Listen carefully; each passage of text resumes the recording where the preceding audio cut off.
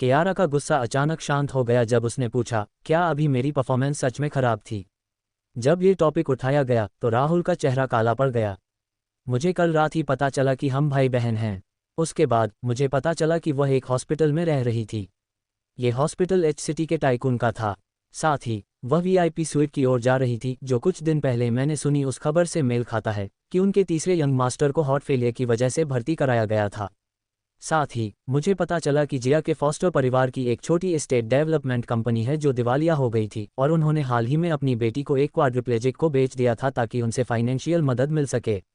देखने के बाद जिस परिवार ने शर्मा परिवार की मदद की थी वह कपूर परिवार था, और जिस आदमी से जिया की शादी हुई थी वह अर्जुन ही होगा।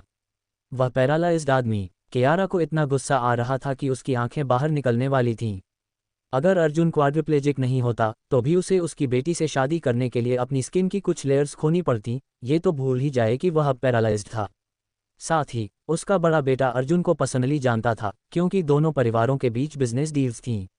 उसे पता था कि कपूर परिवार अब एक गड़बड़ में था। साथ ही अर्जुन क्वाड्रिप्लेजिक था और मौजूदा मेडिकल एडवांसमेंट के बावजूद उसका पूरी तरह से ठीक होना नामुमकिन होगा। इसका मतलब है कि उसकी छोटी बच्ची एक खूबसूरत फूल थी जो बस खिलने ही वाली थी, लेकिन उस कुत्ते वाले जोड़े ने उसे दफनाने का फैसला कर लिया था। ये देखकर कि उसकी मां ने पहले ही अपनी आंखों में जानलेवा नज़रों के साथ अपना फ़ोन पकड़ लिया था, राहुल ने उसे जल्दी से रोक दिया। मां, आप क्या कर रही हैं? मैं तुम्हारे भाई को फ़ोन कर रहा हूं। मैं चाहता हूं कि कपूर परिवार जल्द से जल्द बैंकरप्ट हो जाए। नहीं, ऐसा मत करो। राहुल ने जल्दी से फ़ोन संभाला और कियारा के लिए कॉल काट दी। क्यों नहीं? क्या वह प्यारी लड़की भी तुम्हारी छोटी बहन नहीं है? तुम अपनी छोटी बहन को बुली होने कैसे दे सकते हो? कियारा अपने सामने खड़े बच्चे पर इतना गुस्सा थी कि वह लगभग उनके बीच माँ बेटे का रिश्ता खत्म करना चाहती थी। माँ, जिया कल रात स्टेशन पर था, जहाँ मेरे आदमियों ने देखा कि अर्जुन जिया के साथ बहुत अच्छा बर्ताव कर रहा था। वह एक पैरालाइज्ड आदमी है। उसके पास उसके साथ अच्छा बर्ताव करने के अलावा और क्या चारा है? उसकी देखभाल करते हुए वह उसे जो एक एक्स्ट्रा निवाला खिला रही है, उससे उसका दम घुट सकता था। जिया गुस्से में दांत पीसते हुए ये कह रही थी, उम्मीद कर रही थी कि वह अर्जुन के टुकड़े टुकड़े कर देगी। सबसे ज़रूरी बात यह थी कि मुझे एहसास हुआ कि जिया भी उसके साथ पूरे दिल से पेश आ रही थी। कियारा को अपने कानों पर यकीन नहीं हुआ। ये देखकर कि उसकी माँ की आंखों में एक बार फिर आंसू आ गए, राहुल को जोर का माइग्रेन होने लगा। अब तक मैंने जितनी भी जानकारी इकट्ठा की है, उसके हिसाब से कपूर परिवार में जिया की जिंदगी अभी भी ठीक मानी जाती है। सबसे घिनौने लोग और जो सज़ा के लायक थे वे उसके फॉस्टर पेरेंट्स शर्मा परिवार हैं। मुझे अभी भी पता नहीं चला है कि वे जिया को कैसे ले गए, लेकिन चूंकि वे हमारे परिवार से एक बच्चे को निकालने में कामयाब रहे, तो यह निश्चित रूप से ऐसा कुछ नहीं है जो वे अपनी काबिलियत से कर सकते थे। तो इस मामले पर मेरी राय यह है कि हम पहले शर्मा परिवार से पंगा लेंगे। एक बार जब वे बहुत बुरे हाल में पहुंच जाएंगे तो हम जान पाएंगे कि क्या उनके पास कोई और सपोर्ट है। अगर है तो हम वहां से सच्चाई का पता लगा पाएंगे। जहां तक कपूर परिवार की बात है, वह इंतजार कर सकता है, क्योंकि हमें इस बारे में जिया की राय के बारे में पक्का नहीं पता। अगर वह भी कपूर परिवार से नफरत करती है तो हम उन्हें खत्म कर सकते हैं। अगर जिया नहीं करती है तो भी हम इंतजार करके देख सकते हैं। लेकिन माँ, अब सबसे ज़रूरी बात जिया के साथ अच्छे रिश्ते बनाना है। ये देखकर कि उसकी माँ पहले ही उसके जाल में फंस चुकी है, राहुल ने पूछना जारी रखा, माँ, जब आप एच शहर आई थीं तो क्या आपने पापा, बड़े भाई या तीसरे भाई को बताया था? कियारा ने राहुल को देखा और जवाब दिया, नहीं, मैंने नहीं बताया। राहुल के चेहरे पर ऐसा भाव था जैसे कह रहा हो, मुझे पता था।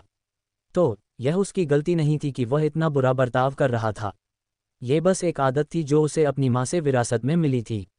मुझे लगता है कि जिया इतनी दयालु और भोली है, अगर वह अब हमारे पूरे परिवार से मिलती है तो वह डर सकती है। कियारा ने राहुल की बाहें पकड़ी और कहा, क्या तुमने भी यही सोचा था? मैंने भी यही सोचा था। आज सुबह ये साफ था कि मैंने ही यह एक्सीडेंट किया था और धोखेबाज की तरह काम कर रहा था। वह साफ देख सकती थी कि क्या हो रहा है, लेकिन फिर भी उसने मुझे ऐसा करने दिया। हमारी छोटी बच्ची पक्का उन लोगों में से है जो अंदर और बाहर दोनों से बहुत सुंदर हैं। अगर वे बदतमीज आदमी यहाँ आ गए तो वे उसे पक्का डराकर भगा देंगे। राहुल ने सहमति में सिर हिलाया। हमारी छोटी सी जान को डरने से बचाने के लिए हमें पहले उसके साथ अच्छे रिश्ते बनाने चाहिए। जब वह हम पर पूरा भरोसा कर लेगी तब हम उसे उसकी असली पहचान बता सकते हैं। इस बीच हमारे पास घर पर मौजूद लड़की की जांच करने का भी समय होगा। इसके साथ ही इस माँ बेटे की जोड़ी एक समझौते पर पहुंची और साथ काम करने का फैसला किया। ओह डियर, तुम्हारा काम हो गया। ओह माय, तुम बहुत खूबसूरत लग रही हो। मुझे लगा था कि तुम उस टाइप की फीमेल लीड हो जो बहुत आकर्षक है, लेकिन किसे पता था कि इतने मेकअप के बाद तुम इतनी प्योर और भोली लग सकती हो। तो तुम असल में ऐसी दिखती हो।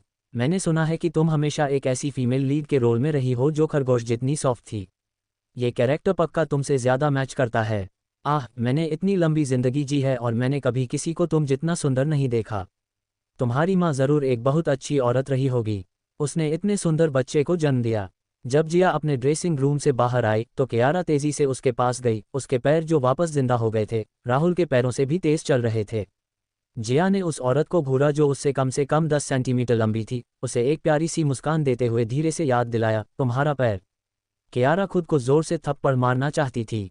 वह बार बार क्यों भूल रही थी। लेडी जी ने अपनी शानदार परफॉर्मेंस के साथ अपना पैर मोड़ा और जिया को एक अजीब सी मुस्कान दी। हे, शायद इसलिए कि तुम बहुत सुंदर लग रही हो, और यह सख्त हो गया। खैर, अब यह एक बार फिर नर्म हो गया है। जैसे ही राहुल उनकी ओर बढ़ा, उसने अपनी माँ को एक बार फिर बिना किसी रोक टोक के बोलते हुए सुना। उसे अचानक लगा कि उसके साथ टीम बनाना शायद गलत फैसला था। वह यह महसूस किए बिना नहीं रह सका कि उसकी बात मानने वाली छोटी बहन को उसकी माँ बुरे सबक सिखाएगी। दूसरी ओर जिया ने अजीब तरह से अपनी नाक को छुआ। एक अधेड़ उम्र की औरत उसकी तारीफ कर रही थी। असल में सिस्टर कियारा की चोटें ज़्यादा गंभीर नहीं हैं। बस उनके पास जाने के लिए और कोई जगह नहीं है। उनसे बात करने के बाद मुझे लगा कि हम एक दूसरे से जुड़ सकते हैं, इसीलिए मैंने उन्हें अपनी असिस्टेंट के तौर पर हायर करने का फैसला किया। हालांकि उन्होंने आपको उन्हें रखने के लिए धन्यवाद देने के लिए आपकी भी रहने पर जोर दिया। तो अब से सिस्टर कियारा हमारी असिस्टेंट होंगी। कियारा की आंखें उत्साह से चमक उठीं। हाँ जिया, अगर भविष्य में आपको किसी चीज़ की ज़रूरत हो तो आप मुझे बता सकती हैं। चूंकि राहुल ही मुझे पेमेंट करेंगी, इसलिए आपको बस मुझे अपने ऑर्डर देने होंगे। Thank you sister Kiara. जब उसने देखा कि जिया एक मासूम भोली लड़की की तरह मुस्कुरा रही है, तो वह सोचने लगी कि इससे पहले उसकी छोटी बच्ची की ज़िंदगी कितनी मुश्किल रही होगी। वह असिस्टेंट मिलने से पहले से ही इतनी खुश थी। ये कुछ भी नहीं है। राहुल ने अभी मुझे बताया कि उसके स्टूडियो में कुछ कारें हैं और उनमें से एक रोल्स रॉयस फैंटम है जिसमें तुम आज सुबह थे। राहुल की एक कार एक्सटेंडेड वर्जन है। इसके अलावा उसके पास 10 लिमिटेड एडिशन लैम्बोर्गिनी स्पोर्ट्स कारें भी हैं और उनमें से एक मेबैक कॉन्सेप्ट एडिशन थी। इसे 6 महीने पहले बनाया गया था और यह पूरी दुनिया में अपनी तरह की अकेली कार है। तुम्हें कौन सी पसंद है? मोत सिस्टर कियारा कल सुबह तुम्हारे लिए कोई भी ला देगी। राहुल के पास कहने के लिए शब्द नहीं थे। जब उसने जिया के चेहरे पर शांत भाव देखा तो राहुल को लगा कि उसकी माँ की नकली इमेज पहले ही चली गई है। मुझे लगता है कि मेबैक कॉन्सेप्ट कार सबसे अच्छी है, जिया ने तुरंत सुझाव दिया। जिया मुस्कुराई और बोली, तो मैं मेबैक कॉन्सेप्ट कार चुनूंगी। जब जिया ने उसका जवाब सुना तो वह खुशी से उछल पड़ी। बहुत बढ़िया, मैं कल किसी से कार तुम्हारे पास ला दूंगा। राहुल के पास अभी भी शब्द नहीं थे। उसके पास अपने दिल के आंसू पोंछने के अलावा कोई और रास्ता नहीं था। ये कार एक अनमोल खजाना थी। उसने कई कनेक्शन इस्तेमाल किए थे और AO2 से इसे पाने के लिए $100 मिलियन की ऊंची कीमत चुकाई थी। यह एक ऐसी कार थी जिसे मर्सिडीज बेंज ने खास तौर पर AO2 की मदद से अपनी 135वीं सालगिरह के मौके पर बनाया था। यह एक ऐसा वर्जन था जिसे खुद मर्सिडीज बेंज भी नहीं बना सकती थी, इसीलिए ये सिर्फ एक कॉन्सेप्ट कार थी। इसलिए मर्सिडीज बेंज ने सलाह दी थी कि अगर AO2 ये कार बनाती है तो उन्हें सिर्फ इसका नाम रखने की इजाज़त होगी, लेकिन एंटिटी ओनरशिप AO2 की होगी। उन्हें कॉन्सेप्ट और आइडिया देने के बाद AO2 ने असल में उनके लिए कार बनाई।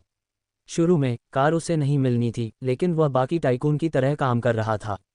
उसने बस पैसे वहां फेंक दिए थे इस उम्मीद में कि उसे कार मिल जाएगी। फिर 1 महीने बाद AO2 ने उसे फ़ोन किया और पूछा कि क्या उसे कार चाहिए। उसने साफ तौर पर हाँ कह दिया। ये कॉन्सेप्ट कार का असली रियलिस्टिक वर्जन था।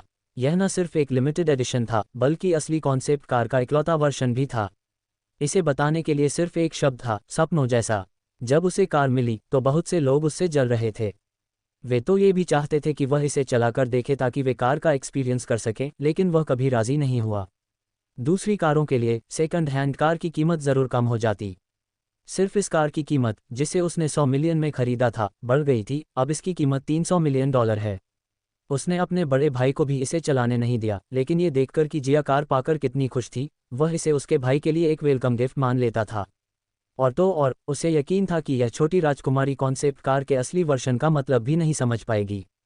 ये सोचकर उसका दिल टूट गया। जिया ने शांति से राहुल को धन्यवाद दिया और उसके सेट पर चली गई। आज उसका पहला सीन राहुल के साथ नहीं, बल्कि प्रिया के साथ था। किंगा की एक्ट्रेस, जो बहुत स्मार्ट लड़की थी, वही राशि की जगह आई थी। इसलिए राहुल और विनय से थोड़ी देर बात करने के बाद वह चली गई। जैसे ही वे गए, सान्या, जो पहले शांत और शांत था, अचानक जोर से चिल्लाया, आह! बिग बॉस, बिग बॉस, अगर तुम मुझे अपनी माँ भी कहो तो भी यह काम नहीं करेगा। जिया अपनी छोटी, सांप जैसी कमर के साथ, जो एक विलेन की थी, बॉस की तरह कदम उठाते हुए चली गई। ऐसा लग रहा था जैसे उसके हर कदम के साथ कमल खिलेगा। वह सान्या को इग्नोर करते हुए चलती रही, जो उसके बगल में चिल्ला रहा था। सान्या ने बार बार अपनी आंखें झपकाईं और बिना किसी इज्जत के जिया को आवाज़ दी, डैडी। फिर उसने कहा, अच्छे डैडी। ये देखकर कि जिया अभी भी उसे इग्नोर कर रहा था, सान्या ने फिर बेशर्मी से बच्चों का गाना गाया। मेरे पास एक बहुत अच्छे डैडी हैं, एक अच्छे डैडी। मेरे पास एक अच्छे, बहुत अच्छे डैडी हैं। जब जिया ने देखा कि सान्या कितनी बेशर्मी से उससे कमतर बर्ताव कर रहा है, तो जिया को आखिरकार तसल्ली मिली। अपने शुगर डैडी से बात करते समय उसका यही रवैया होना चाहिए था। सान्या को देखो, वह $1 मिलियन कंपनी की चेयरमैन थी। देखो उसका उसके प्रति कैसा रवैया है। फिर शर्मा परिवार और किन परिवार के लोगों को देखो, उनका रवैया क्या था। एक बड़ी बॉस होने के नाते उसे आमतौर पर कोई दिक्कत नहीं होती थी, क्योंकि वह अमीर थी। लेकिन देने वाले को खुशी खुशी यह करना चाहिए और लेने वाले को भी इसके प्रति ईमानदार होना चाहिए। ये बेसिक नियम था। तुम्हें पता है, मैं बहुत समय से एओदो ढूंढ रहा था, कार के लिए $500 मिलियन देने को भी तैयार था। लेकिन उनके चेयरमैन ने मुझसे बात भी नहीं की। अब जब मुझे इतनी किस्मत से यह मिल ही गई है, तो तुम अगले 3 महीने तक सिर्फ पैसेंजर सीट पर बैठने के लायक हो। ओह, क्या इसका मतलब है कि मुझे इसे 3 महीने बाद चलाने को मिलेगा? मुझे पता था कि डैडी सबसे अच्छे हैं। मैं तुमसे प्यार करता हूँ। तुम दुनिया के सबसे अच्छे डैडी हो। कियारा, जिसे आखिरकार तसल्ली मिली, उसके चेहरे पर एक हल्की सी मुस्कान थी। उसके चेहरे पर सुबह की चमक के साथ वह एक बहुत ही भोली छोटी खरगोश जैसी लग रही थी, जो बेवकूफ़ थी लेकिन अमीर थी। लेकिन डैडी, ऐसा क्यों है कि आप इसे 500 मिलियन में भी नहीं ले पाए, लेकिन राहुल को ये सिर्फ 100 मिलियन में मिल गया? क्या ओ दो को आपके बारे में कोई गलतफहमी है? जिया ने थोड़ी देर बाद आंखें सिकुड़ी और मुंह बनाया, तो उन्हें मुझे गलत समझने दो। क्या बहुत सारे लोग नहीं हैं जिन्होंने मुझे गलत समझा है? मैं इसके बारे में क्या कर सकता हूँ? सान्या ने तुरंत कहा, हाँ, मेरी बहन यहाँ सबसे अच्छी में से एक है। एओ2 का वह चेयरमैन शायद टाइटेनियम प्लेटिनम आंखों से अंधा हो गया है। जिया ने मुंह बनाया, भले ही वह अंधा न हो, मैं इसके बाद उसे और नहीं ढूंढूंगी। मेरे आदमी के पास जो हाईटेक स्किल्स हैं, वे निश्चित रूप से उनसे ज़्यादा खराब नहीं हैं।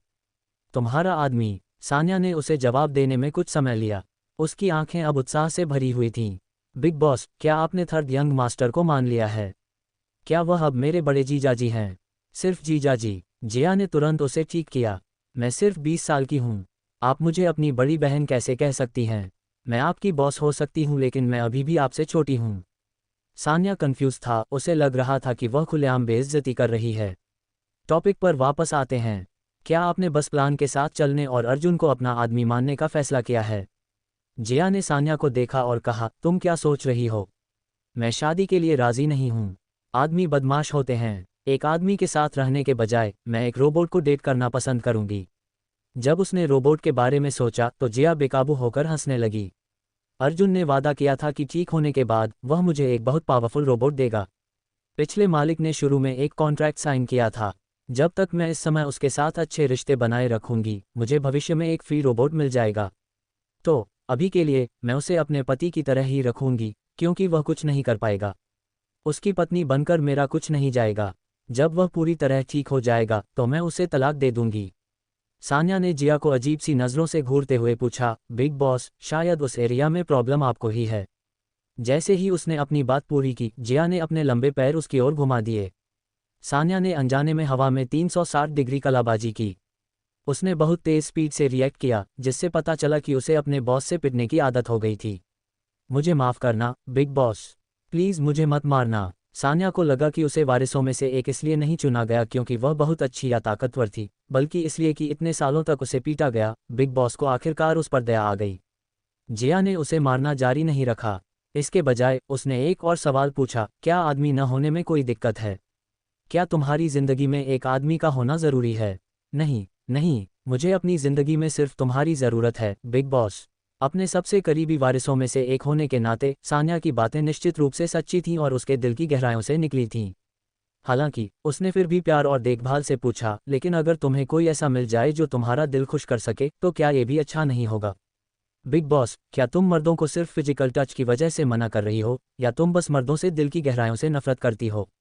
अपनी सबसे अच्छी दोस्त होने के नाते सान्या को लगा कि उसके लिए अपने बिग बॉस के सामने खुलकर बात करना ज़रूरी है। बिग बॉस पहले डिप्रेशन से परेशान थी और अपनी पिछली जिंदगी में एक भी बात नहीं कहती थी, लेकिन अब उसके लिए इसका सोर्स ढूंढना आसान था क्योंकि वह अब बोल सकती थी। मैं बस नहीं चाहती कि कोई मुझे कमांड करे और कंट्रोल करे, जिया ने अनजाने में जवाब दे दिया। दूसरी ओर सान्या बहुत कंफ्यूज थी। लेकिन बिग बॉस, ऐसा कौन कर पाएगा? आपको कंट्रोल करेगा? आप इतने पावरफुल हैं, क्या कोई ऐसा कर पाएगा? भले ही वह राजवंश परिवार का यंग मास्टर ही क्यों ना हो, अगर वे शादी भी कर लेते तो भी उसे ही टॉर्चर किया जाता, है ना? जैसे ही जिया ने किसी खास आदमी के बारे में सोचा, उसका दिल एक बार फिर ऐतराज से भर गया। ये पहले जैसी फीलिंग नहीं थी। ये ऐतराज बहुत कम हो गए थे, लेकिन वे अभी भी थे।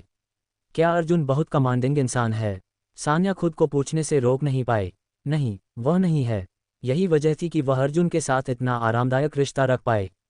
अगर वह कोई कंट्रोलिंग इंसान होता तो वे अपने बीच इतना सम्मानजनक रिश्ता नहीं रख पाते। तो बस यही है, वह कमांडिंग नहीं है और एक बहुत अच्छा आदमी है। जब तुम उसके साथ हो तो मुझे यकीन है कि तुम उसे उसकी पैरालाइज्ड हालत से बचा पाओगी। तुम शादी बनाए रखने के बारे में क्यों नहीं सोचती? जिया ने सान्या की तरफ देखा। फिर उसने अपनी गोरी पतली उंगलियां उठाईं और अपना सिर बाहर निकाला। सिर्फ इसलिए कि वह कमांडिंग नहीं है, मुझे उसके साथ रहना चाहिए। मैं अब उसके साथ रह रही हूं क्योंकि मैं हमारे बीच के कॉन्ट्रैक्ट का सम्मान करती हूं। कॉन्ट्रैक्ट में लिखा है कि मुझे उसके लिए गुड लक लाना है। मैं पक्का करूंगी कि ऐसा हो। इसका उससे प्यार करने से कोई लेना देना नहीं है। जब सान्या ने देखा कि वह उसे मना नहीं पाएगी तो वह आह भरने से खुद को रोक नहीं पाई। मैं सोच रही थी कि मुझे एक जीजा मिल जाएगा। वह है। मैं तुमसे यह नहीं कह रही कि वह नहीं है। जब तक मेरी उससे शादी है, वह तुम्हारा सच्चा जीजा है। अगर उसने बातचीत के पहले वाले हिस्से नहीं सुने होते तो भी सान्या को दिलचस्पी होती। हालांकि ये सब सुनने के बाद सान्या ने असल में यह नतीजा निकाला कि बिग बॉस को सच में मर्दों में कोई दिलचस्पी नहीं थी। इतनी खूबसूरत औरत के लिए ये दुख की बात थी। जिया ऐसी इंसान थी जो जानबूझकर उन लोगों को परेशान करती थी जिनसे वह नफरत करती थी। जिनसे वह नफरत नहीं करती थी, वह बिना किसी वजह के जानबूझकर बातचीत शुरू नहीं करती थी। उसके बुरे मुंह से कभी कभी बात कंट्रोल से बाहर हो जाती थी। प्रिया ऐसी इंसान थी जो अगर कोई उससे बात न करे तो एक शब्द भी नहीं बोलती थी। इसलिए साथ में एक्टिंग करने के अलावा जब वे दोनों सेट पर नहीं होते थे तो एक दूसरे से एक शब्द भी नहीं बोलते थे। हालांकि सीन के दौरान उनका कोऑपरेशन एकदम सही था।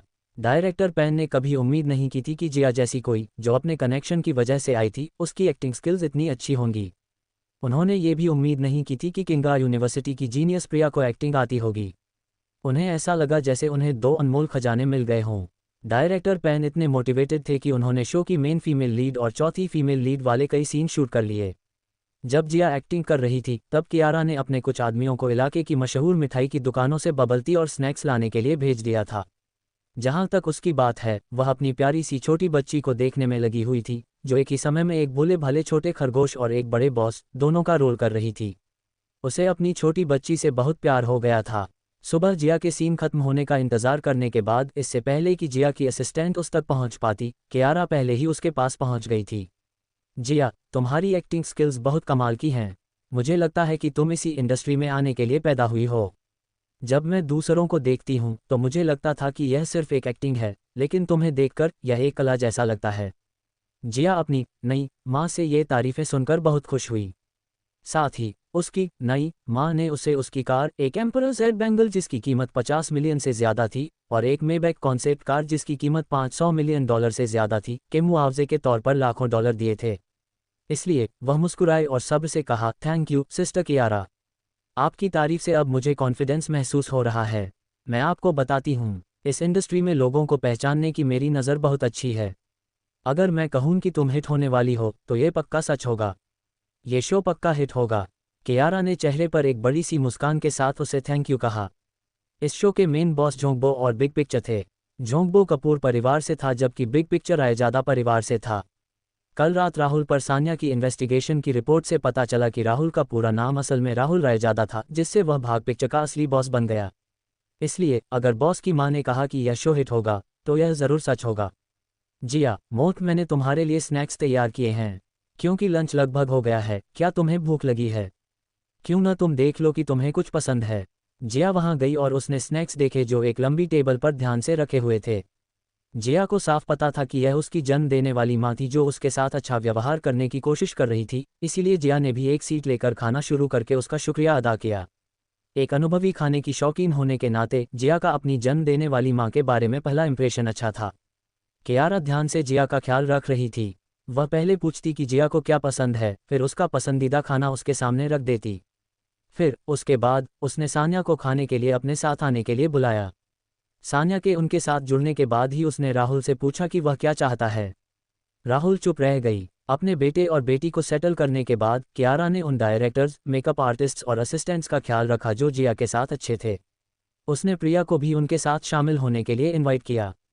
क्योंकि प्रिया शूटिंग के दौरान जिया के साथ बहुत कोऑपरेटिव थी, भले ही वह सेट पर ज़्यादा बात नहीं करती थी, फिर भी जिया पर इस बच्चे का अच्छा इंप्रेशन था। टेबल पर दर्जनों अलग अलग स्नैक्स थे, लेकिन उसने करिश्मा या लावण्या को उनके साथ शामिल होने के लिए इनवाइट नहीं किया।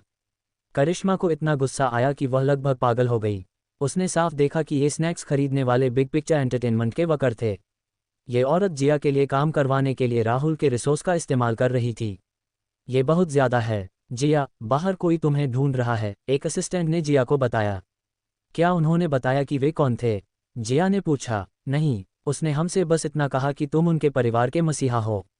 वह तुम्हें इसके लिए धन्यवाद देने आया है। बाहर बहुत सारी लग्जरी कारें खड़ी थीं और वे सभी उसकी थीं। ऐसा लगता है कि वह कोई आम इंसान नहीं है। तुम्हें जल्द से जल्द बाहर जाकर उससे मिलना चाहिए। ये देखकर कि जिया को खाना खाते समय बीच में टोका जा रहा था, जिया ये सुनकर दुखी हुई। उसकी छोटी बेटी पूरी सुबह काम कर रही थी और आखिरकार उसे आराम करने का मौका मिला। हालांकि 2 बार नाश्ता करने के बाद उसे टोका गया। वह खुद को ये कहे बिना नहीं रह सकी, अगर वह कोई ऐसा होता जिसे तुम जानती हो तो वह तुम्हें पर्सनली कॉल करता। क्योंकि उसने तुम्हें कॉल नहीं किया, इससे पता चलता है कि वह तुम्हारा कोई करीबी नहीं है। चूंकि तुम उनके परिवार के मसीहा हो तो उसे इंतज़ार करने दो। जब तुम फ्री हो तो उससे मिल सकती हो। ठीक है। जिया के सुझाव से सहमत हो गई। वह खाना खाती रही और अपनी बबल टी का मज़ा लेती रही। उसका ये देखने का कोई इरादा नहीं था कि बाहर कौन है। उसने अपनी पिछली जिंदगी में कई लोगों को बचाया था, लेकिन इस जिंदगी में उसने सिर्फ 2 लोगों को बचाया था। उनमें से एक अर्जुन था, जबकि दूसरा उस आदमी का दादा था जिससे वह मिलना नहीं चाहती थी। पहला उससे कांटेक्ट कर पाएगा, इसलिए ये साफ था कि बाहर वाला आदमी दूसरा वाला था। जिया ने देखा कि उसकी छोटी बच्ची अब केक और बबल टी का मज़ा नहीं ले रही थी। जब उसने असिस्टेंट से सुना कि जिया को उनके परिवार को बचाने के लिए धन्यवाद देने के लिए कोई यहाँ है, उसने ये भी देखा कि जिया परेशान लग रही थी। इसलिए उसने चुपके से अपना फ़ोन निकाला और अपने आदमियों को एक कमांड दिया। वह बाहर वाले आदमी का बैकग्राउंड जानना चाहती थी और उसकी छोटी बच्ची के साथ उसका क्या रिश्ता था। जिया ने अपनी छोटी बच्ची के सामने उस आदमी के बारे में एक भी बात नहीं कही। राहुल ने भी जिया को देखा, लेकिन उसने चुप रहने का फैसला किया। जो माहौल पहले बातूनी था वह अचानक ठंडा हो गया था। प्रिया ने केक के कुछ टुकड़े खाए और एक कप बबल टी ली। जिया को केक देने के लिए धन्यवाद देने के बाद वह अपनी सीट पर चली गई और अपनी किताब पढ़ने लगी। दूसरी ओर जिया अब अपने केक का मज़ा नहीं ले रही थी, बल्कि धीरे धीरे उसे खा रही थी। थोड़ी देर बाद डायरेक्टर ने जिया और राहुल को बताया कि उनकी बारी है, इसलिए दोनों ने अपने सीन की तैयारी शुरू कर दी। हालांकि इस बार ये साफ था कि जिया का ध्यान भटका हुआ था और 5वीं बार एनजी करने के बाद डायरेक्टर ने जिया को ब्रेक लेने के लिए कहा और राहुल से सीन में उसकी मदद करने के लिए कहा। क्या मैं कुछ मदद कर सकता हूँ? जिया को इतना भटका हुआ देखकर राहुल को अचानक बुरा लगा। वह साफ महसूस कर सकता था कि बाहर इंतजार कर रहे व्यक्ति का जिया पर बहुत ज़्यादा असर था। जिया सच में बाहर वाले आदमी से मिलना नहीं चाहती थी। अगर हो सके तो उसे डरपोक बनने में कोई दिक्कत नहीं होगी, लेकिन फिर ये वह नहीं थी। आखिर में उसने मन ही मन सोचा और राहुल से कहा, क्या तुम थोड़ी देर मेरा इंतज़ार कर सकते हो? मैं बस बाहर जाकर जल्द से जल्द वापस आ जाऊंगी। ज़रूर, अपना समय लो। अगर मैं किसी चीज़ में मदद कर सकती हूँ तो मुझे बताना। उसने अपनी छोटी बहन को घूरा, जो एक ऐसी बच्ची लग रही थी जो एक ऐसे एग्जाम में बैठने वाली थी जिसके लिए वह तैयार नहीं थी। राहुल का दिल खास तौर पर बेचैन था। उसने तुरंत अपना फ़ोन निकाला और अपने इंटेलिजेंस नेटवर्क से कांटेक्ट किया, उनसे कम समय में बाहर वाले आदमी के बारे में जानकारी मांगी। प्रोडक्शन सेट के ठीक बाहर करीब 10 काली लैंड रोवर खड़ी थीं। ऐसा इसलिए था क्योंकि उस आदमी को सिर्फ काला और कैमोफ्लेज रंग पसंद था। लेकिन काली कारों के ठीक सामने एक आकर्षक लाल सिल्वर खड़ी थी। वह कभी उसकी थी, यह उसकी पसंदीदा कारों में से एक थी। ये सिल्वर सिर्फ एक स्पोर्ट्स कार ही नहीं थी, बल्कि एक स्नोमोबाइल भी थी। कार के चौड़े पहिए और नीची बॉडी इसे बर्फ और बर्फीली ज़मीन पर आसानी से चलने देती थी। इसकी शानदार स्ट्रीमलाइन उसके पास मौजूद किसी भी दूसरी कार से मेल नहीं खाती थी, सिवाय मेबैक कॉन्सेप्ट कार के जिसका नाम फैंटेसी था। लेकिन इस समय यह आदमी उसकी कार चला रहा था। उसके अंदर एक अजीब सा गुस्सा था। मरने से पहले वह इस कार को उस कमरे में क्यों नहीं ले गई जिसमें वह थी। जब उन्होंने जिया को सेट से बाहर जाते देखा तो उस आदमी का बॉडीगार्ड उसके पास गया और इज्जत से कहा, मिस जिया, हमारे यंग मास्टर कार में आपका इंतजार कर रहे हैं। मुझे पता है। इससे पहले कि बॉडीगार्ड उसे बुला पाता, जिया चेहरे पर ठंडी मुस्कान लिए लाल सिल्वर की ओर चल पड़ी थी। बॉडीगार्ड कंफ्यूज थे, क्या यह उनका बचाने वाला था? उन्हें ऐसा क्यों लगा कि वे दुश्मन हैं? जैसे ही जिया सिल्वर के पास पहुंची, दरवाजे की रखवाली कर रहे 2 बॉडीगार्ड तेजी से हट गए। जिया ने हैंडल तक हाथ नहीं बढ़ाया, क्योंकि वह वैसे भी इसे खोल नहीं पाती। उसने अपनी पिछली जिंदगी में इस कार को मॉडिफाई किया था और इसे सिर्फ चेहरे की पहचान से ही खोला जा सकता था। जल्द ही दरवाज़ा अंदर से खुल गया और बाहर खड़े बॉडीगार्ड ने उसे झुककर सलाम किया। Miss Jiya, please. कार के अंदर वह आदमी ड्राइवर की सीट पर बैठा था। हालांकि वह आदमी बैठा था, लेकिन उसका पूरा शरीर सीट पर पूरी तरह से भरा हुआ था, जो ये साबित करने के लिए काफ़ी था कि वह आदमी कितना लंबा और तगड़ा था। बस एक चीज़ जो स्पोर्ट्स कार से मैच नहीं कर रही थी, वह था काला सूट जिसे बहुत ध्यान से प्रेस किया गया था। उसने नीचे जो शर्ट पहनी थी वह उसके सूट के रंग की ही थी, जिससे उसका मैच्योर और स्थिर ऑरा और भी दिख रहा था। उसकी लंबी सीधी नाक का स्मूथ फ्लो साइड से देखने पर बिल्कुल सही लग रहा था। जिया उसे घूर रही थी, उसकी आंखों में कुचले हुए तारे थे। वह पहले से भी ज्यादा पतला लग रहा था। उसकी आंखें अब और भी धंसी हुई थीं, जिससे उसका सिलहूट और भी खराब हो रहा था। उसकी आंखें पतली और पतली थीं, लेकिन वे छोटी नहीं थीं। उसकी आंखों की सटीक लाइनें उसे एक गहराई दे रही थीं जो उसके चेहरे पर एकदम सही बनी हुई लग रही थीं। जब उन तेज सख्त आंखों ने उसे देखा तो वह खोया हुआ लग रहा था, जो उसकी आंखों में एक रेयर लुक था। उसकी पतली गोरी उंगलियां धीरे धीरे स्टीयरिंग व्हील को रगड़ रही थीं, और जैसे ही जिया ने उसे देखा उसके पूरे शरीर में रोंगटे खड़े हो गए। इसमें कोई शक नहीं था कि यह आदमी पहले से कहीं ज्यादा पीला लग रहा था। क्या यह उसकी वजह से था? हालांकि इस आदमी के लिए उसके मन में जितनी नफरत और घिन थी, उतनी ही उसके मन में कभी उसके लिए शुक्रिया और प्यार भी था। उस पल वे दोनों बस एक दूसरे को देख रहे थे। उसका दूसरा जन्म हुआ था, इसलिए अब उसे इस आदमी से न तो नफरत थी और न ही प्यार, क्योंकि वह नहीं जानता था कि वह कौन है, और वह अब उसके लिए बस एक अजनबी थी। उसके लिए भी ये वही था। तुम कौन हो? तुम क्या चाहती हो? ये देखकर कि कबीर कुछ नहीं कह रहा था, जिया ने पहले बोलने का फैसला किया। अगर उसे पता होता कि यह आदमी उसे इतने सबके सामने ढूंढेगा तो वह उस बूढ़े आदमी को नहीं बचाती। अब वह खुद कितनी बड़ी मुसीबत में पड़ गई। कबीर ने उस औरत को देखा जो उसकी कार के बाहर आराम से खड़ी थी। उसकी आंखों में बेसब्री थी। उसके चेहरे के फीचर्स बहुत खूबसूरत थे और इतने खूबसूरत लग रहे थे कि वे बहुत खूबसूरत लग रहे थे। उसकी आईब्रो पतली लेकिन मोटी थी, जिससे वह एक नर्म खरगोश जैसी लग रही थी। हालांकि उसके अंदर का मजबूत जन्मजात स्वभाव उसे एक मर्दाना आभा देता था। उसकी पलकें घनी और घनी मुड़ी हुई थीं और गहरी आंखें नीचे की ओर झुकी हुई थीं, जिससे उसे एक आकर्षण मिल रहा था। ये पीच ब्लॉसम आंखों की एक क्लासिक जोड़ी थी। उसकी नाक की नोक नुकीली थी, जबकि उसके चमकीले लाल होंठ छोटे और नाजुक थे, जो कोमल और मोटे लग रहे थे। इस सब में सबसे हैरानी की बात उसके होंठों के कोने पर एक छोटा आकर्षक तिल था, जो उसके चेहरे को एकदम सही फिनिशिंग टच दे रहा था। इससे उसके चेहरे के फीचर्स जिंदा लग रहे थे। यह एक स्क्रॉल की तरह था जो धीरे धीरे खुल रहा था, जिससे उसकी पीच ब्लॉसम जैसी आंखें और उसके होंठों का कोना, जो हमेशा ऊपर की ओर मुड़े रहते थे, और भी अच्छा लग रहा था। जब कबीर उसे घूर रहा था तो जिया का दिल बैठ गया और उसका सिर सुन्न हो गया। क्या यह मुमकिन था कि वह उसकी रूह के आर पार देख सके? ये सोचकर जिया अंदर ही अंदर गुस्से से भर गया। मिस्टर, क्या आप जानते हैं कि किसी औरत को इस तरह घूरना, खासकर एक ऐसी औरत को जो अभी भी अनजान है, बहुत बदतमीजी है। जब कबीर अभी भी अपने ख्यालों में खोया हुआ था तो जिया की ठंडी बातों ने तुरंत उसका ध्यान भटका दिया। लेकिन जिस चीज़ ने उसे होश में लाया वह उसकी बेइज्जती नहीं थी। वह थी गुस्से में भी उसका अनोखा धीमा लहजा। वह आलसी धीमा लहजा जिसमें थोड़ी बेइज्जती थी, एक पंख की तरह उसके दिल को छू गया, जो पहले ही धड़कना बंद कर चुका था। उसके अंदर एक एहसास था। वह आवाज़ और लहजा उसकी नसों में बस गया था। उसने बस इन म्यूजिक को अपने अंदर बंद कर लिया था, लेकिन जब ये सामने आया तो कबीर का दिमाग चकरा गया। स्टीयरिंग व्हील पर जो हाथ था वह हिलना बंद हो गया और फिर धीरे धीरे उसे पकड़ लिया। मुझे माफ़ करना, तुम एक पुराने दोस्त की तरह दिखते हो जिसे मैं जानता हूँ, इसीलिए मैंने अनजाने में तुम्हें नाराज़ कर दिया। कबीर ने माफ़ी मांगी।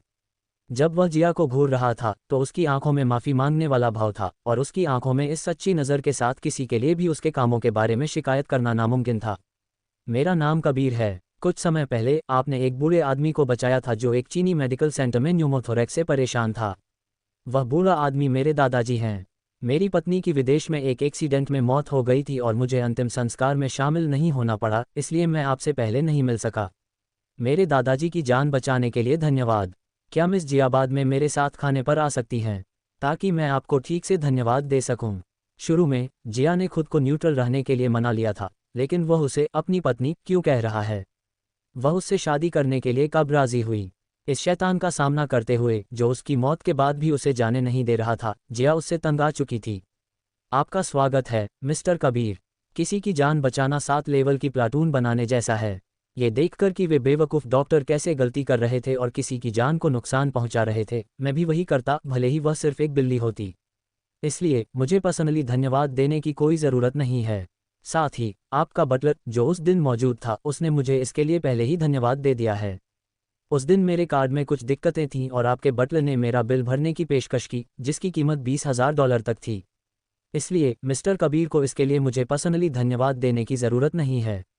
जब जिया बोल रही थी, कबीर की नज़रें जिया पर टिकी थीं। उस पल उसे लगा जैसे उस पर किसी का साया हो गया हो। ये औरत उसकी साका से बिल्कुल अलग थी, चाहे वह उसकी हाइट हो, दिखने में हो या उम्र हो। इसके अलावा जब दूसरों को बचाने की बात आती थी तो साका ऐसी थी कि वह ऐसा करने से मना कर देती थी, भले ही वह सिर्फ एक बिल्ली ही क्यों न हो। जब तक उसने मन बना लिया था वह उन्हें नहीं बचाएगी, चाहे हालात कितने भी बुरे क्यों न हों। भले ही वह कोई बहुत ताकतवर और असरदार आदमी हो, फिर भी वह ऐसा नहीं करेगी। साका उस लड़की से बिल्कुल अलग थी जिसने अभी अभी कहा था कि किसी की जान बचाना 7 लेवल की प्लाटून बनाने के बराबर है। वे 2 अलग अलग पोल पर थे। हालांकि जैसे ही वह उसके करीब गया, उसका दिल जोरों से धड़कने लगा। ऐसा लगा जैसे उसका टूटा हुआ दिल एक बार फिर जिंदा हो गया हो। ये सब एक ऐसी लड़की की वजह से था जिससे वह कभी नहीं मिला था, कोई ऐसी जो साका से जुड़ी भी नहीं थी। ऐसा क्यों हो रहा था? क्या कुछ और है मिस्टर कबीर? अगर नहीं है तो मुझे वापस जाना चाहिए, क्योंकि मैं सेट पर बस एक नई एक्ट्रेस हूँ। अगर मैं बहुत देर के लिए चली गई तो डायरेक्टर शायद इससे नाखुश हो जाए। जब मैं छोटी थी तब मेरे माता पिता दोनों गुजर गए थे और मेरे दादाजी ने मुझे पाला पोसा था। जब आपने मेरे दादाजी की जान बचाई तो यह आपके लिए छोटी बात हो सकती है, लेकिन मिस जिया की जान बचाने वाली कृपा मेरे लिए बहुत ज़रूरी है। अगर आपको कोई दिक्कत न हो तो मैं आज आपका काम खत्म होने तक यहीं आपका इंतज़ार कर सकती हूँ और फिर आप मेरे साथ खाना खा सकती हैं। क्या यह मुमकिन है मिस जिया? कबीर की बहुत सच्ची आंखों को देखते हुए जिया भी नर्म दिल हो गई। चूंकि अगर यह इस आदमी की वजह से नहीं होता तो वह अपनी पिछली जिंदगी में इतनी शानदार नहीं होती। जब से वह 18 साल की हुई है, उसने शायद ही कभी उसकी आंखों में इतनी गर्मजोशी और सच्ची नज़र देखी हो। वह उसके साथ सिर्फ हिंसक, क्रूर और यहाँ तक कि पागल भी रहा था। क्या तुम्हें सच में इसके लिए मुझे धन्यवाद देना चाहिए? कबीर एक पल के लिए रुकी। उसे उम्मीद नहीं थी कि जिया उसका सवाल छोड़ देगी और बातचीत को वापस ओरिजिनल टॉपिक पर ले आएगी। हाँ, सही है, मुझे तुम्हें पर्सनली थैंक यू कहने का मौका मिलना अच्छा लगेगा। मुझे नहीं लगता कि खाने की ज़रूरत होगी, क्योंकि आजकल कोई सच में इसे नहीं चाहेगा। साथ ही मैं एक एक्ट्रेस हूँ और यह प्रोजेक्ट अभी शुरू हुआ है, इसलिए मुझे अपना वज़न देखना होगा। अगर तुम सच में मुझे थैंक यू कहना चाहती हो तो तुम बस मुझे $6,660,000 ट्रांसफ़र कर सकती हो। वह पक्का उसके साथ खाना खाने के लिए राज़ी नहीं होती, खासकर इसलिए क्योंकि वह उससे छिपना चाहती थी। हालांकि जब पैसे की बात आती थी तो वह कभी शिकायत नहीं करती थी। पैसा दुनिया की सबसे भरोसेमंद चीज़ है। उसकी रिक्वेस्ट सुनने के बाद कबीर की आंखों में गुस्सा नहीं आया, बल्कि अब उसमें उम्मीद की एक झलक थी। ऐसा इसलिए था क्योंकि इससे उसे एक जवान लड़की की याद आ गई जिसे वह जानता था। उस जवान लड़की की जिंदगी बड़ी मुश्किलों भरी थी और कोई ऐसा नहीं था जिस पर वह भरोसा कर सके। इसलिए उसे दुनिया की किसी भी चीज़ से ज़्यादा पैसे से प्यार था। उस समय जब वह पैसे कमाने में एक्सपर्ट नहीं थी तो वह एक चालाक लोमड़ी की तरह दूसरों से सोने की बाल्टियां लेने की कोशिश करती थी। हर बार जब वह कामयाब होती तो वह बहुत खुश होती। उसे कभी पता नहीं चला कि जो लोग उसके पास आते थे वे उसके कहने पर ऐसा करते थे। जहाँ तक उसकी बात है, उसे तो बस पैसे मिलने के बाद उसकी खूबसूरत मुस्कान देखना अच्छा लगता था। तो मुझे अपना अकाउंट नंबर दे दो। जिया ने अपने अकाउंट का नंबर दोबारा चेक किया और उसे दे दिया। कबीर ने अपनी नोटबुक निकाली और उसका अकाउंट नंबर टाइप किया। उसकी लंबी पतली उंगलियों ने ट्रांजैक्शन पूरा किया। जल्द ही जिया को नोटिफिकेशन मिल गया। वह जानती थी कि कबीर जैसा कोई जिसके दुनिया भर में कई अकाउंट हैं, उसके अकाउंट में ट्रांजैक्शन की रकम कम नहीं होगी। जैसे ही उसने चेक करने के लिए अपना फ़ोन निकाला, उसने देखा कि उसे अभी अभी 66,660,000 डॉलर मिले हैं। एक एक्स्ट्रा डिजिट है। जिया कबीर की ओर मुड़ी। तुम इसी के लायक हो। यह मेरी तरफ से तुम्हारे लिए एक छोटा सा तोहफा है। मेरे दादाजी की जान निश्चित रूप से $60 मिलियन से कहीं ज़्यादा कीमती है। जिया ने सिर हिलाया, ठीक है, धन्यवाद। अगर और कुछ नहीं है तो मैं तब जाऊंगी। फिर कबीर ने अपना नेम कार्ड निकाला जो उसके सूट में रखा था और उसके शरीर की गर्मी से ढका हुआ था, और उसे जिया को दे दिया। यह मेरा नेम कार्ड है। मैं मिस जिया की मदद को हमेशा याद रखूंगा। अगर मैं किसी चीज़ में मदद कर सकता हूं तो तुम हमेशा मुझे कॉल कर सकते हो।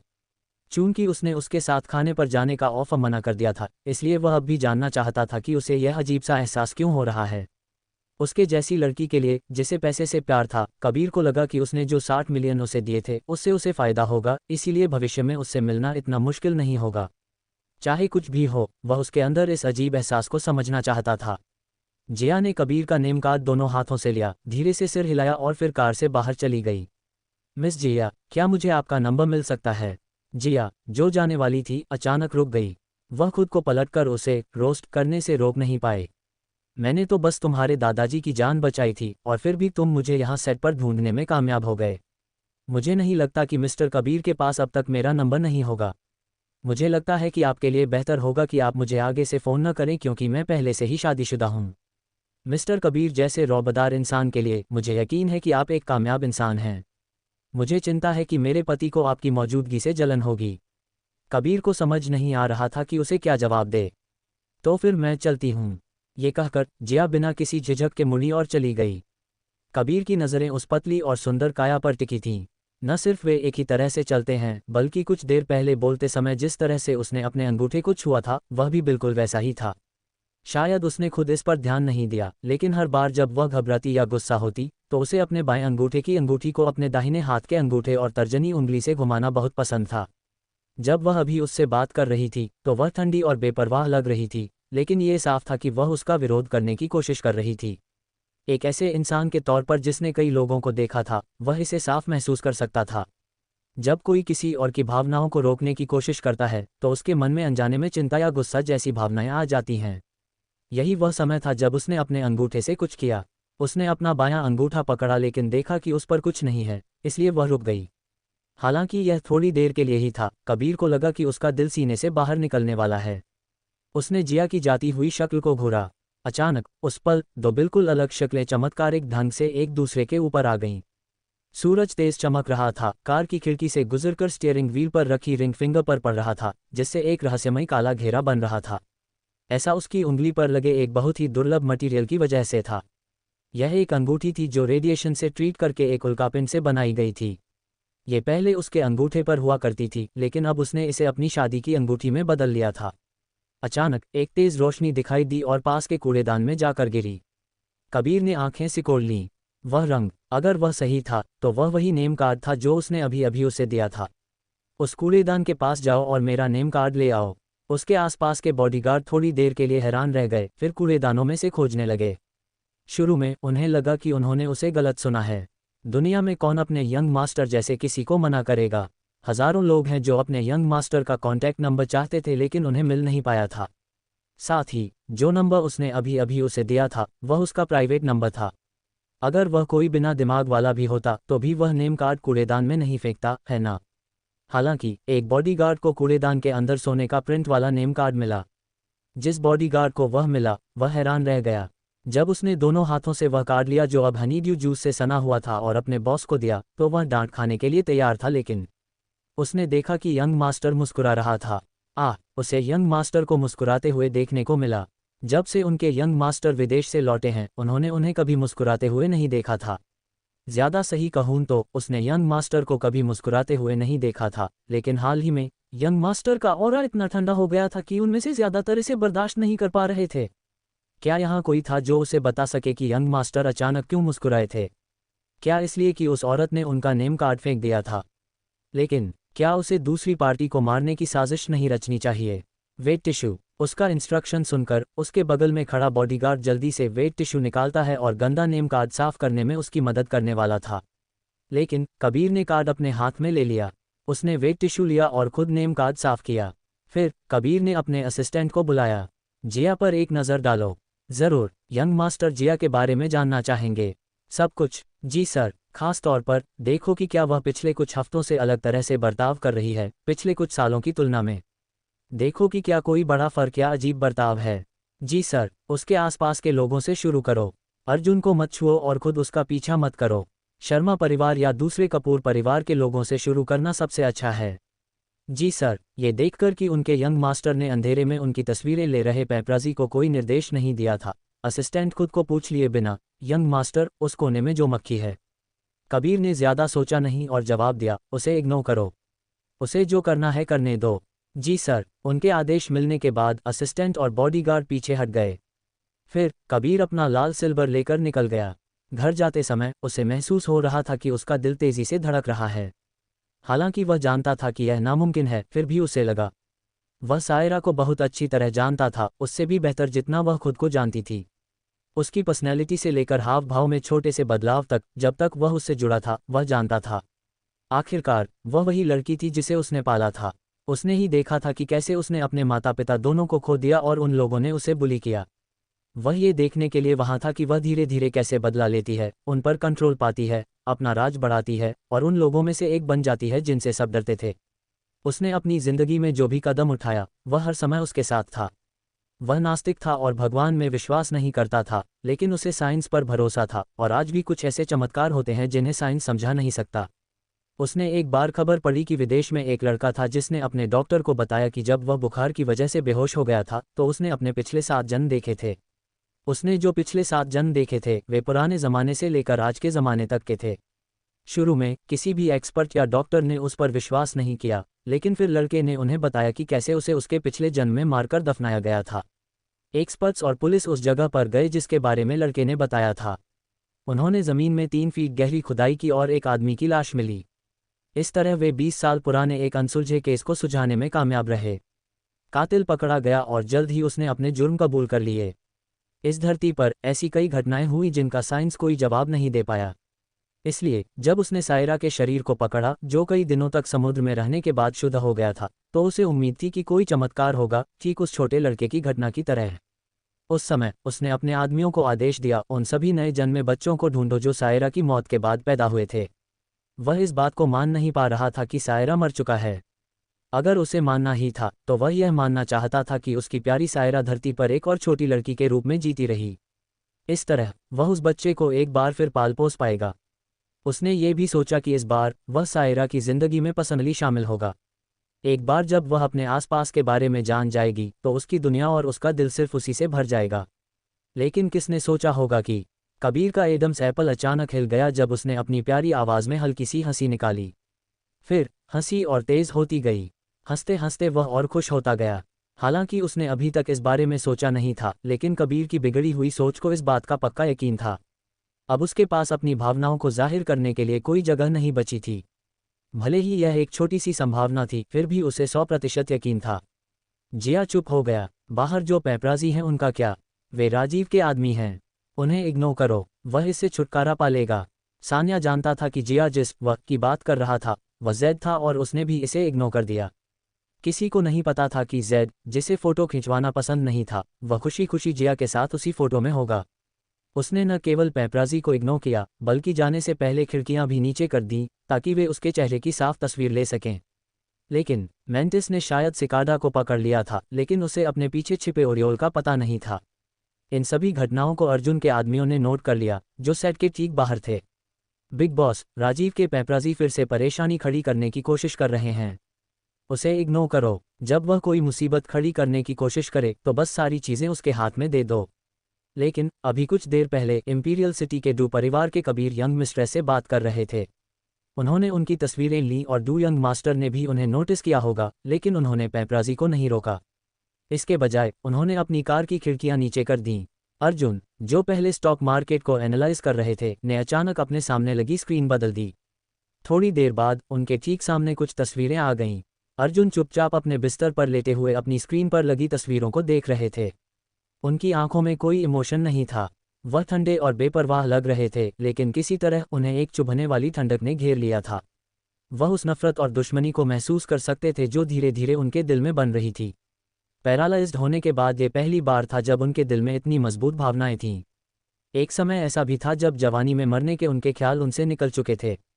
उनके अंदर बस ठीक होने की उम्मीद बची थी। ऐसा लग रहा था जैसे ज़्यादा से ज़्यादा लोग उसकी पत्नी में दिलचस्पी रखते थे। राहुल और कबीर दोनों ही परेशान करने वाले लोग थे। राहुल इस बारे में खुलकर बात कर रहा था, ऐसा बर्ताव कर रहा था जैसे अर्जुन कोई मरा हुआ इंसान हो। वह न सिर्फ सेट पर जिया के साथ फ्लर्ट करने की कोशिश कर रहा था, बल्कि उसने एक बिचौलिया भी बना लिया था जो जिया का फ़ायदा उठाने की कोशिश करता था। जहाँ तक कबीर की बात है, उसने शायद ज़्यादा कुछ नहीं कहा या किया हो, बस जिया को एक बड़ी रकम दी हो, लेकिन उसकी आंखों में जो उत्साह और पॉजिटिव लुक था वह साफ दिख रहा था। क्या आपको नहीं लगता कि वह अंधा था जो ऐसी चीज़ों को मिस कर गया? खासकर आखिर में, जब उसे पता था कि कोई चुपके से उसकी तस्वीरें ले रहा है। उसने खिड़की नीचे की और ऐसा बर्ताव कर रहा था जैसे उसने अनजाने में पेपराजी को अपनी तस्वीरें लेने दी हों। क्या यह उस मोर से अलग था जो अपनी पूंछ खोलता है? पहले अर्जुन सोचता था कि राहुल और कबीर जैसे आदमियों के लिए यांझिंग, उन्हें कोई भी औरत मिल जाती थी जो उन्हें पसंद आती थी। उन्हें बस अपनी उंगलियां मोड़नी होती थीं और बहुत सारी औरतें उनके पैरों तक रेंगती हुई आती थीं। लेकिन अब उसे आखिरकार समझ आ गया था कि इन दोनों आदमियों की सोच खराब थी। बहुत सारी औरतें इंतजार कर रही थीं कि वे उन्हें नोटिस करें, लेकिन उन्हें जानबूझकर विरोध करने वाला रवैया अपनाना पड़ा और शादीशुदा औरतों को टारगेट करना पड़ा। सिल्वर स्पोर्ट्स कार को देखकर ये कहावत सच हो गई, कुतिया अक्सर दोगली होती हैं। क्या तुम्हें पता चला कि वह औरत कौन है? ये सुनकर कि उनके बॉस की आवाज़ अब गुस्से से भर गई थी, दूसरी पार्टी ने जवाब दिया, हम अभी भी ढूंढ रहे हैं। तुम्हें बस ये पता लगाना था कि वह कौन थी। मैंने तुम्हें इंटेलिजेंस एजेंसी इस्तेमाल करने की भी इजाज़त दी थी। क्या ये सब सिर्फ इस तरह का जवाब पाने के लिए था? अर्जुन की आवाज़ सुनकर दूसरी पार्टी की रीढ़ की हड्डी में सिहरन दौड़ गई। उसने तुरंत उसे बताया, ऐसा नहीं है कि हमें कुछ नहीं मिला, लेकिन हम अभी भी उसकी पहचान वेरीफाई करने की कोशिश कर रहे हैं। हम लगभग पहुंच ही गए हैं। वह कौन है? ये देखते हुए कि उस औरत का राहुल के साथ कितना करीबी रिश्ता है और उसने उसके साथ फिजिकल कांटेक्ट भी किया है, हम अंदाज़ा लगा रहे थे कि वह या तो उसकी बहन होगी या माँ। इसलिए हमने उसकी माँ जिया से शुरुआत की। कल रात उसने इंपीरियल सिटी में लियू की हवेली में धमाका किया। रायजादा परिवार और जी परिवार इस खबर को दबाने की कोशिश कर रहे हैं, लेकिन अब तक जिया को कोई नहीं मिला है। उसके फ्लाइट में होने का कोई सबूत नहीं मिला, जिसका मतलब है कि वह ज़रूर किसी प्राइवेट प्लेन में सवार हुई होगी। इस समय हम अभी भी और सबूत ढूंढ रहे हैं। अर्जुन ने त्योरियां चढ़ाईं। अगर ऐसा था तो शायद वह जिया ही होगा। उस कमीने राहुल को पहले से पता था कि जिया एक शादीशुदा औरत है और उसे पक्का पता चल गया होगा कि वह कपूर परिवार से है। उसने न सिर्फ खुद को इसमें शामिल किया, बल्कि अपनी माँ को भी बुलाया। क्या वह अभी भी 3 साल का लड़का था जो सिर्फ रिश्ते के लिए अपनी माँ को बुला रहा था? कितना बड़ा मामा का लड़का है। फिर हमारे पास मोर है, सिर्फ इसलिए कि तुम लंबे हो। क्या तुम्हें लगता है कि तुम जिससे चाहो फ्लर्ट कर सकते हो? जब तक वह ठीक न हो जाए तब उन्हें पता चलेगा कि लंबा आदमी कौन है।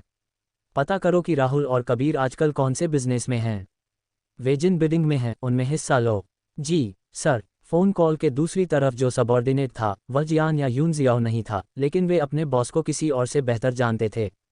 प्यार में पड़ा आदमी या शायद किसी आदमी की जलन उसकी सोच से कहीं ज़्यादा डरावनी थी। रायजादा परिवार और मल्होत्रा के लिए एक पल का मौन। उनमें इतनी हिम्मत थी कि वे अपनी यंग मिस्ट्रेस को परेशान कर सकें। उसे यकीन था कि इन लोगों ने अपने बॉस का बस एक छोटा सा हिस्सा ही देखा था।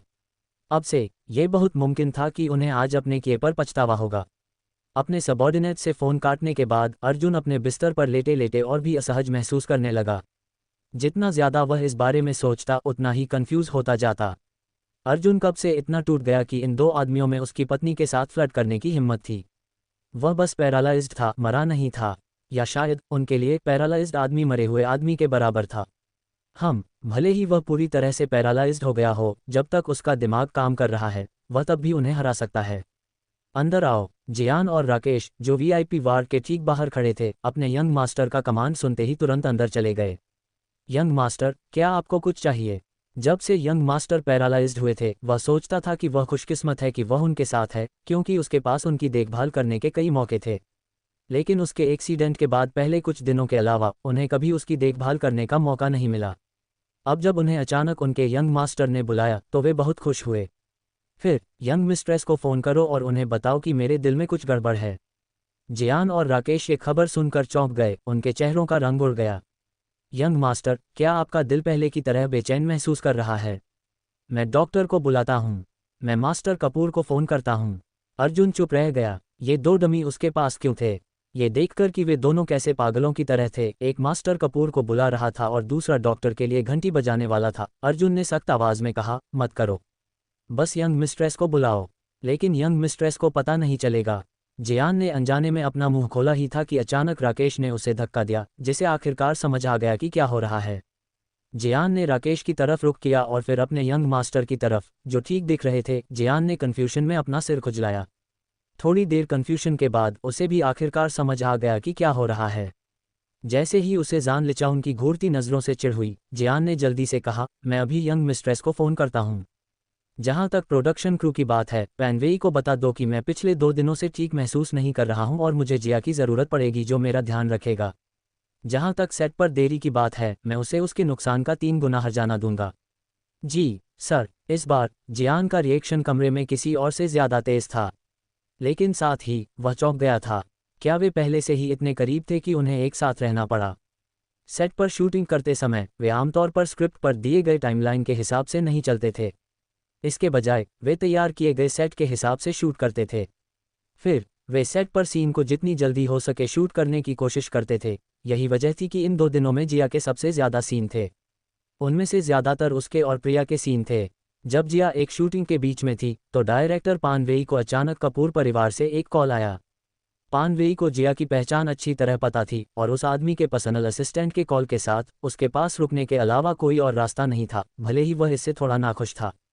हालांकि जब उसने मुआवजे के तौर पर मिलने वाले पैसे के बारे में सोचा तो उसे कोई दिक्कत नहीं हुई। जब जिया छुट्टी ले रहा था तब भी वह पहले दूसरे सीन पर काम कर पाएगा। इस बारे में सोचने के बाद वह जिया को ऑफसेट जाने देने के लिए मान गया। जैसे ही जिया ने अपनी लाइनें खत्म की, डायरेक्टर चिल्लाया और कट। उसे लगा कि ऐसा इसलिए हुआ क्योंकि उसने अच्छा नहीं किया था, इसलिए उसके चेहरे पर कन्फ्यूजन था। राहुल और उसकी माँ, जो साइड से जिया को चीयर कर रही थी, वे भी कन्फ्यूज हो गए। डायरेक्टर, मुझे लगा कि जिया ने अभी उस सीन में अच्छा काम किया है, आपने उसे आगे क्यों नहीं करने दिया? राहुल सेट पर हमेशा जिया के लिए बहुत सपोर्टिव और केयरिंग रहा था और उसने जिया की वजह से अपने लंबे समय के ऑन स्क्रीन पार्टनर को भी छोड़ दिया था। ये बात सेट पर सभी को पता थी। ये देखकर कि युनशियाओ उसका कितना ज़्यादा ध्यान रख रही थी, डायरेक्टर के सिर में दर्द होने लगा। उसे समझ नहीं आ रहा था कि युनशियाओ जैसा आदमी बेशर्मी से उस औरत के पीछे क्यों पड़ा, जिसके बारे में पहले से ही पता था कि उसका एक बॉस उसे सपोर्ट करता है। जिया, आपके असिस्टेंट ने अभी हमें बताया कि आपका परिवार आपको ढूंढ रहा है और उन्हें तुरंत घर आने की ज़रूरत है। आप उन्हें जल्द से जल्द कॉल करें। ये कहकर डायरेक्टर पैन ने जिया की तरफ इशारा किया। उनके असिस्टेंट, जो उनके बगल में थे, ने तुरंत उन्हें फ़ोन दिया। जिया तुरंत समझ गई कि क्या हो रहा है। उन्होंने गुस्से में जल्दी से फ़ोन उठाया और दूसरी पार्टी के नंबर पर कॉल किया। फ़ोन उठाने वाला ज़ेयान था। क्या हुआ? जैसे ही कॉल कनेक्ट हुई, जिया ने तुरंत सवाल पूछा। यंग मिस्ट्रेस, यंग मास्टर फिर से ठीक महसूस नहीं कर रहे हैं। उन्हें कुछ देर पहले इमरजेंसी जांच के लिए लाया गया था। जिया का गुस्सा और गहरा हो गया। ये कैसे हुआ? ऐसा नहीं होना चाहिए था। जब वह सुबह निकली थी तो उन्होंने जानबूझकर झरने का पानी लिया था और आज सुबह उनके कप के पानी में मिला दिया था। हमें पक्का नहीं पता, ये सब अचानक हुआ। यंग मास्टर ने हमें कहा कि आपको न बताएं क्योंकि वह नहीं चाहते थे कि आप परेशान हों। लेकिन मुझे याद आया कि जब यंग मास्टर को पहले अटैक आया था तो आपने कार में उनकी मदद कैसे की थी, इसीलिए मैंने उन्हें बताए बिना आपको कॉल करने का फैसला किया। जैसे ही जियान ने उसे सिचुएशन समझाई, जिया को अब शक नहीं रहा। क्या उसने आज पानी पिया? क्या उसने वह पानी का कप खत्म किया जो मैंने छोड़ा था? हाँ, यंग मिस्ट्रेस, जैसे ही आप गईं, यंग मास्टर ने उसे खत्म कर दिया था। उस समय यंग मास्टर की सिचुएशन अभी भी स्टेबल थी, लेकिन फिर अचानक उन्हें फिर से अनकंफर्टेबल महसूस होने लगा। ये सुनकर कि अर्जुन ने पानी खत्म कर दिया है, जिया पहले से भी ज़्यादा उदास हो गई। मैं अभी वापस आती हूँ। उनसे कहो कि उसे सीपीआर न दें, चाहे सिचुएशन कितनी भी अर्जेंट क्यों ना हो। उसे बस थोड़ी सी तकलीफ हो सकती है। अगर उसकी हालत बिगड़ रही है तो मशीन से ऑक्सीजन की मात्रा बढ़ा दें, लेकिन मैं इसे बहुत ज़्यादा करने की सलाह नहीं दूंगी क्योंकि अगर उसका ऑर्गन फेल हो रहा है तो उसके शरीर को ऑटो इम्यूनिटी से ठीक होना होगा। उसने उसे पहले ही झरने का पानी दे दिया था और वह स्टेबल हो जाना चाहिए। भले ही उसे अचानक उल्टी जैसा महसूस हुआ हो, लेकिन ये कुछ ज़्यादा सीरियस नहीं होना चाहिए। हाँ, यंग मिस्ट्रेस, मैं अभी वापस आती हूँ। अगर कुछ भी होता है तो पक्का करें कि आप मुझे तुरंत कॉल करें। ठीक है। कॉल खत्म करने के बाद अर्जुन ने कहा, ठीक है, मुझे अभी इमरजेंसी डिपार्टमेंट भेजो। ज़ेयान हैरान रह गया। तो यंग मास्टर ने सिर्फ यंग मिस्ट्रेस को अपने पास रखने के लिए ये दिखावा किया था। डॉक्टरों ने आज सुबह ही उन्हें बताया था कि यंग मास्टर पूरी तरह ठीक हो गए हैं और घर लौट सकते हैं। वे बस जाने ही वाले थे, लेकिन अब वह आईसीयू में भर्ती हो गया। ज़ेयान अभी भी सोच रहा था कि क्या उनके यंग मास्टर को आईसीयू में रखना ठीक रहेगा, क्योंकि वह जगह बुरी किस्मत से भरी थी। कौन वहां बिना किसी वजह के रहना चाहेगा? लेकिन जैसे ही उसे अपने यंग मास्टर की आंखों से निकलने वाले खंजर महसूस हुए, ज़ेयान ने तुरंत डॉक्टरों को बुलाया। ऐसी डरावनी आंखों से यंग मास्टर अभी भी बीमार होने का नाटक कर रहा था। खैर, जब कोई आदमी व्हाइट लोट्स बिच बनने का फैसला करता है तो वह वहां मौजूद हर एक औरत से जीत सकता है। जिया, मैंने देखा कि फ़ोन कॉल के बाद तुम ठीक नहीं लग रही हो। क्या हम तुम्हारी कुछ मदद कर सकते हैं? जिया ने जिया से बात करते हुए स्वाभाविक रूप से राहुल को भी शामिल कर लिया। प्रश्नवाचक चिन्ह। करिश्मा, जो उनके बगल में थी, जिया को थप्पड़ मारना चाहती थी। वह सच में समझ नहीं पा रही थी कि राहुल अब भी बेशर्मी से उसके साथ फ्लर्ट क्यों कर रहा था, जबकि उसे पता था कि उसे उसका मजबूत सपोर्ट है। इससे पहले सुसान ने बताया था कि ऐसा इसलिए था क्योंकि राहुल जिया के बॉस के करीब जाना चाहता था। उसके नज़रिए से भले ही उसका यही इरादा था, उसे ऐसा नहीं करना चाहिए था। अगर ऐसा ही चलता रहा तो जिया के बॉस के करीब पहुंचने से पहले ही दूसरी पार्टी राहुल को अपना दुश्मन मान लेती। जिया को जाने की जल्दी थी, इसीलिए उसने अपनी असिस्टेंट से कहा कि वह बस उसका बैग ले ले, अपना मेकअप हटाने की जहमत न उठाए। अपनी असिस्टेंट के बैग लाने का इंतजार करते हुए उसने राहुल की तरफ देखा और कहा, घर पर कुछ ज़रूरी काम आ गया है, जो मुझे वहाँ क्यों जाना है? मुझे किसी चीज़ की ज़रूरत नहीं है। इसकी चिंता मत करो, मैं इसे खुद संभाल सकती हूँ। Thank you, sister Kiara. Jiya इस औरत की बेचैनी और दया को महसूस कर सकती थी, जो शायद उसकी माँ हो। एक ऐसी इंसान जिसके पास पहले से ही सब कुछ था। जिया आमतौर पर ऐसे लोगों से नफरत करती थी, जो उसके करीब आने की कोशिश करते थे। लेकिन सिस्टर कियारा की दया ने उसे याद दिलाया जब वह सिर्फ 5 साल की थी और उसके माता पिता अभी भी जिंदा थे, जिस तरह से वे उसके साथ एक छोटी राजकुमारी की तरह बर्ताव करते थे। चाहे कुछ भी हो, उसके माता पिता उससे ज़्यादा परेशान रहते थे। जिया ने अपना फ़ोन निकाला और कियारा को अपना नंबर दिया, यहाँ तक कि उसे वीचैट पर भी ऐड कर दिया। राहुल एक कदम आगे बढ़ी और पूछा, क्या मैं तुम्हें भी वीचैट पर ऐड कर सकती हूँ? जिया ने राहुल को देखा और पाया कि वह शर्मा रहा था। जिया हैरान थी, तो संयम के राष्ट्रीय पुरुष देवता ऐसे शुरुआती फ्लर्ट को भी बर्दाश्त नहीं कर सकते थे। ये देखकर कि दूसरी पार्टी की आंखें बहुत परेशान दिख रही थीं, उसका नंबर मांग रही थी, जिया ने सिर हिलाया। उसने अपना क्यूआर कोड खोला और राहुल को उसे भी ऐड करने दिया। राहुल ऐसा लग रहा था जैसे उसने 50 मिलियन का इनाम जीता हो। उसके चेहरे पर तुरंत एक बड़ी मुस्कान आ गई। हालांकि जब उसने सोचा कि उसे अपनी इमेज कैसे बनाए रखनी है, तो वह इसे बनाए रखने की पूरी कोशिश कर रहा था। उसे अपनी बहन का नंबर मिल गया। आखिरकार उसे मिल ही गया। वह कुत्तों में सबसे पहले अपनी बहन से मिला और उसका नंबर ले लिया। अगर तुम्हें किसी भी चीज़ में मदद चाहिए तो बस मुझे कॉल करना। जिया गुस्से से मरने ही वाली थी जब उसने देखा कि राहुल इतनी बेवकूफ़ी कर रही है। उसने तुरंत जिया से कहा, जिया, भले ही तुम मुझे सिस्टर कियारा कहती हो, मैंने तुम्हें अपनी बेटी माना। मेरी बेटी को जन्म के समय ही मुझसे छीन लिया गया था और जब मैं तुम्हें देखती हूँ तो मुझे अपनी खोई हुई बेटी याद आती है। यह मेरी गलती है कि हमने उसे खो दिया। अगर मुझे पता होता कि वह तुम्हारी तरह बाहर परेशान है तो मुझे बहुत दुख होता। इसलिए जिया, अगर कुछ होता है तो प्लीज़ मुझे फ़ोन करने में हिचकिचाना मत, ठीक है? जब उसने सिस्टर जिया को देखा, जो उसे कसकर पकड़े हुए थी और उसकी आंखें विनती कर रही थीं, तो जिया का दिल भर आया। उसने बात मानते हुए सिर हिलाया, ठीक है। उन्हें मनाने के लिए जिया ने उनकी तरफ देखा और कहा, चिंता मत करो, ये सच में कुछ बुरा नहीं है। उसे सच में लगा कि कुछ बुरा नहीं होगा। जब हाल ही में अर्जुन को अटैक आया था तो उसने उसे अपने अंदर की चीख दी थी। ये गोलियों के असर से बिल्कुल अलग था। अंदर की चीख के सपोर्ट से अगर उसे बीमार भी महसूस होता तो ज़्यादातर उसके दिल में थोड़ी तकलीफ होती। इससे कोई बड़ी प्रॉब्लम नहीं होती। फिर भी उसे वापस जाकर देखना पड़ा कि क्या हो रहा है। जिया और राहुल की नज़र में वे इसे दूसरी पार्टी का उनकी छोटी बच्ची को कमांड करने जैसा देख रहे थे। वह अपने काम से काम रख रही थी, सीन शूट कर रही थी, लेकिन एक फ़ोन कॉल की वजह से उनकी छोटी बच्ची को जाना पड़ा। कितनी कैपिटलिस्टिक कमीनी है। जिया, मैं तुम्हें भी वीचैट पर ऐड कर दूंगा। करिश्मा को लगा कि उसे राहुल को ऐसा नहीं करने देना चाहिए।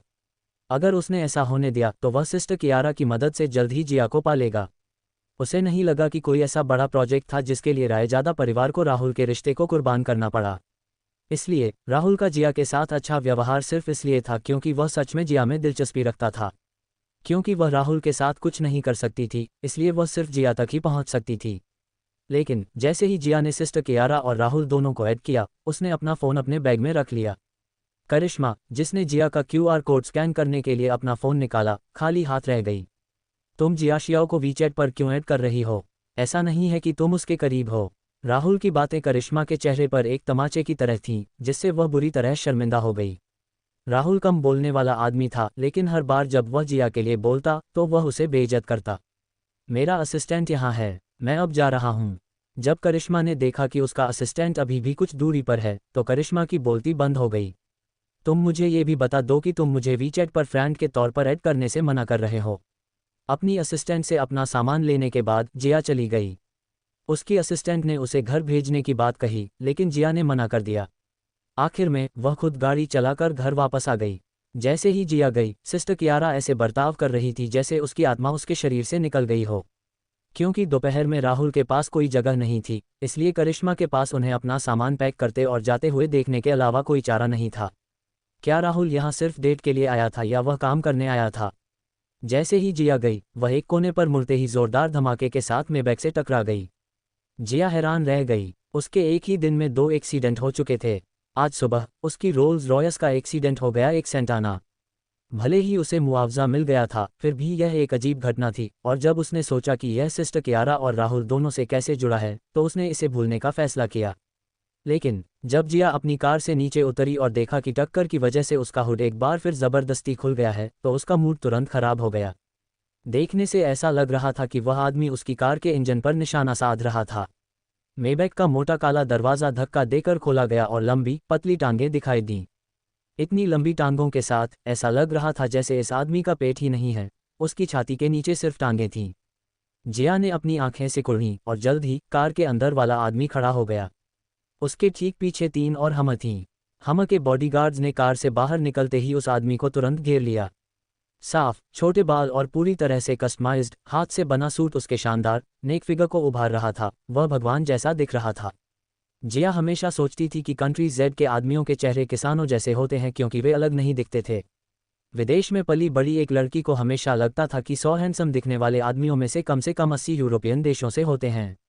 हालांकि शायद ऐसा इसलिए था क्योंकि उसकी किस्मत अच्छी थी, लेकिन इस शरीर में दोबारा जन्म लेने के बाद वह जितने भी आदमियों से मिली, वे सभी अच्छे दिखने वाले लोग थे। अपने अनोखे करिश्मे के साथ वे विदेश के उन हैंडसम आदमियों से कहीं बेहतर थे। हैंडसम, यह एक वन वे स्ट्रीट है। तुम भले ही अच्छी दिखती हो, लेकिन इसका मतलब यह नहीं है कि तुम्हें अपने आदमियों के साथ वन वे स्ट्रीट में गाड़ी चलाने की इजाज़त है। रोहन रायजादा को पता था कि उसके परिवार का कुत्ता एक खास मौका पाने की कोशिश कर रहा है। यहाँ तक कि उसकी माँ, जिसे कल रात ही यह खबर मिली थी, चुपके से हेट शहर के लिए फ़्लाइट ले चुकी थी। क्योंकि वे दोनों अपनी छोटी बहन के साथ चीज़ें क्लियर करने का प्लान नहीं बना रहे थे, इसलिए उसने भी ऐसा न करने का फैसला किया।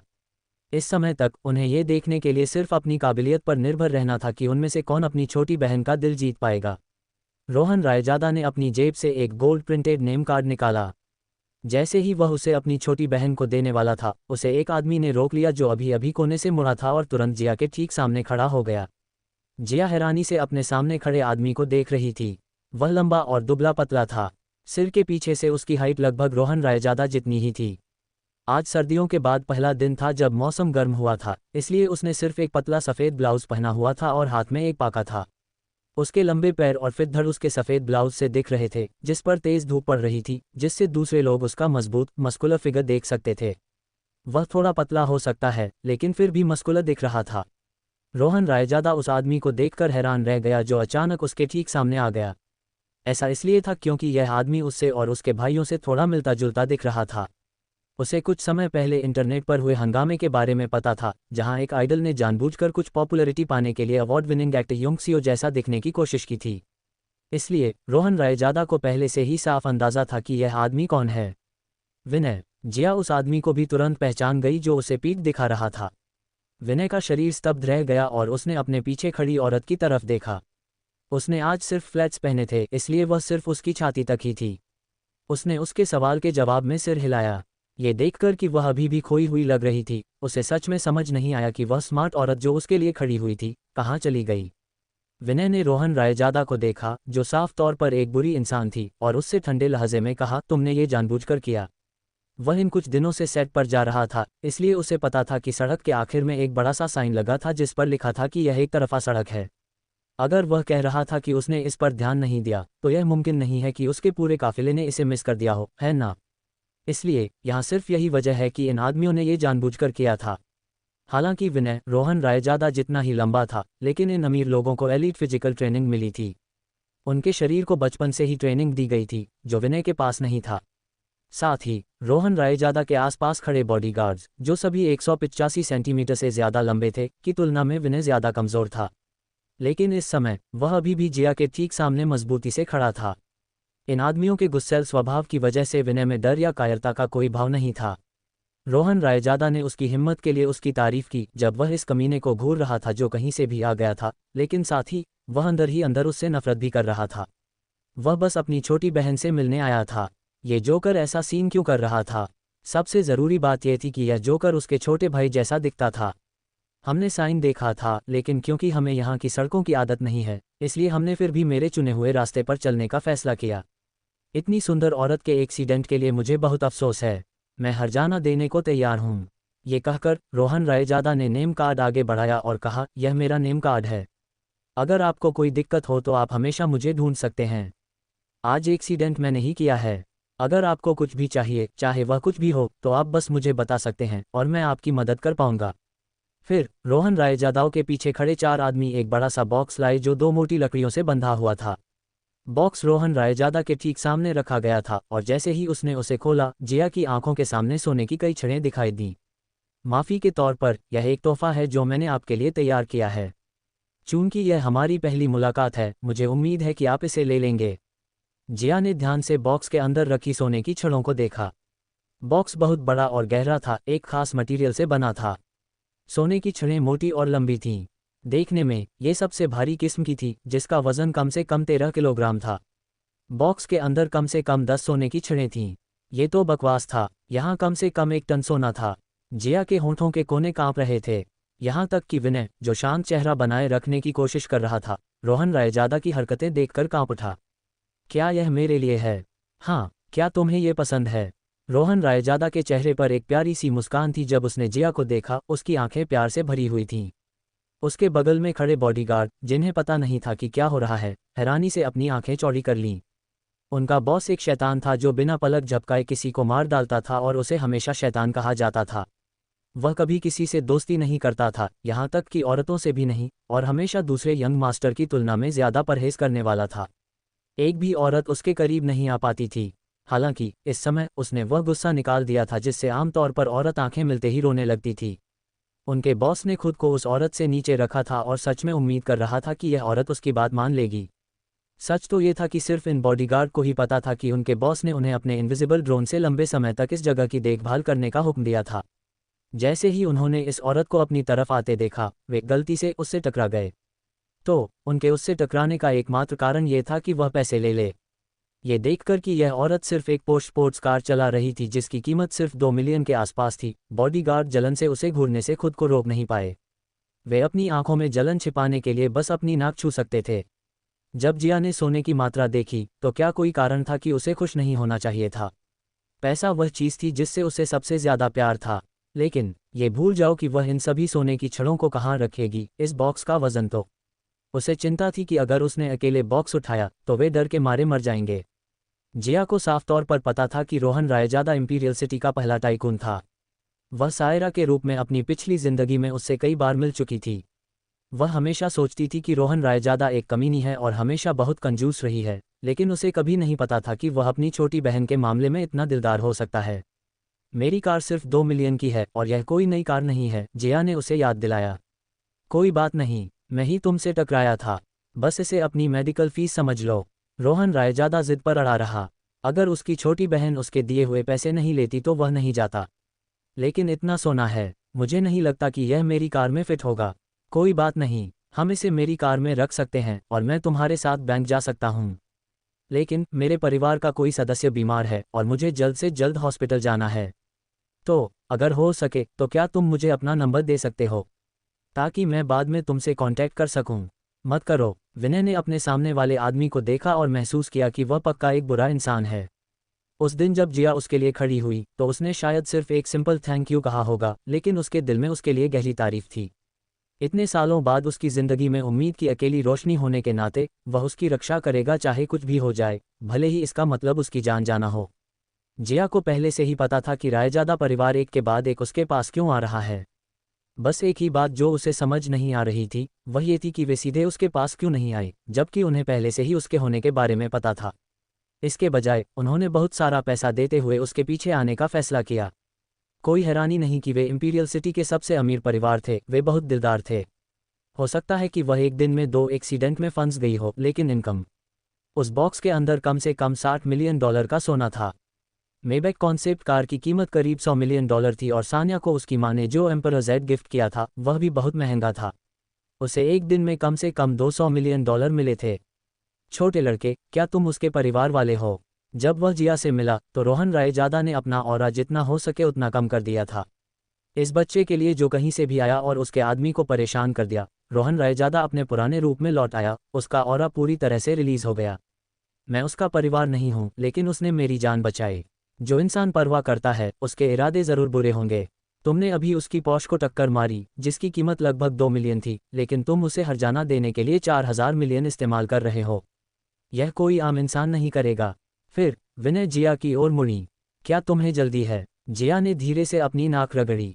वह कहना चाहती थी कि शायद उसे जल्दी हो, लेकिन अगर वह उसे रोकने के लिए यहाँ नहीं होता तो वह जाने से पहले सोने की छड़ें ले लेती। इसमें उसका ज्यादा समय नहीं लगता। लेकिन जब उसने उसकी तरफ देखा तो उसने एक बार फिर उसकी आंखों में संघर्ष देखा, साथ ही उसके हाथ मुट्ठी में भींचे हुए थे और वह कांप रहा था। जिया वह नहीं कह सकी जो वह कहना चाहती थी और उसने अपने शब्द गले से नीचे उतार लिए। यह अंदाज़ा कि विनय डिप्रेशन से जूझ रही होगी एक बार फिर पक्का हो गया। उसे विनय का अच्छा इंप्रेशन था। यह एक बहुत ही अजीब एहसास था, लेकिन वह उसे बचाना चाहती थी। इसीलिए उस समय उसने मुसीबत से दूर रहने का फैसला किया था। फिर भी जैसे ही उसने टिया को विनय को टारगेट करते हुए सुना, ये कहते हुए कि वह राहुल का फ़ायदा उठा रहा है, वह कंट्रोल खो बैठी और बेकाबू होकर टिया की बेइज्जती करने लगी। अब ये देखकर कि वह कैसे ज़बरदस्ती उसके लिए खड़ा होने की कोशिश कर रहा था, जिया को अचानक अपने दिल में गहरी दया महसूस हुई। ऐसी लाखों बातें थीं जो वह कहना चाहती थी, लेकिन आखिर में जिया ने बस अपना सिर हिला दिया। विनय ने अपने होंठ काटे और कहा, मैंने पहले ही 122 पर कॉल कर दिया है, तुम अपना लाइसेंस यहाँ छोड़ सकती हो। मैं तुम्हारे लिए ये सेटल कर दूंगा। तुम्हें उसी हिसाब से कंपेंसेशन मिलेगा। मेरी कार वहाँ है, इसलिए तुम पहले मेरी कार लेकर निकल सकती हो। ये कहकर विनय ने अपनी कार की चाबियां जिया को दे दीं। इन्हीं चाबियों ने उसका 600 मिलियन का कंपेंसेशन छीन लिया था। जिया को महसूस हो रहा था कि उसका दिल जोरों से धड़क रहा है।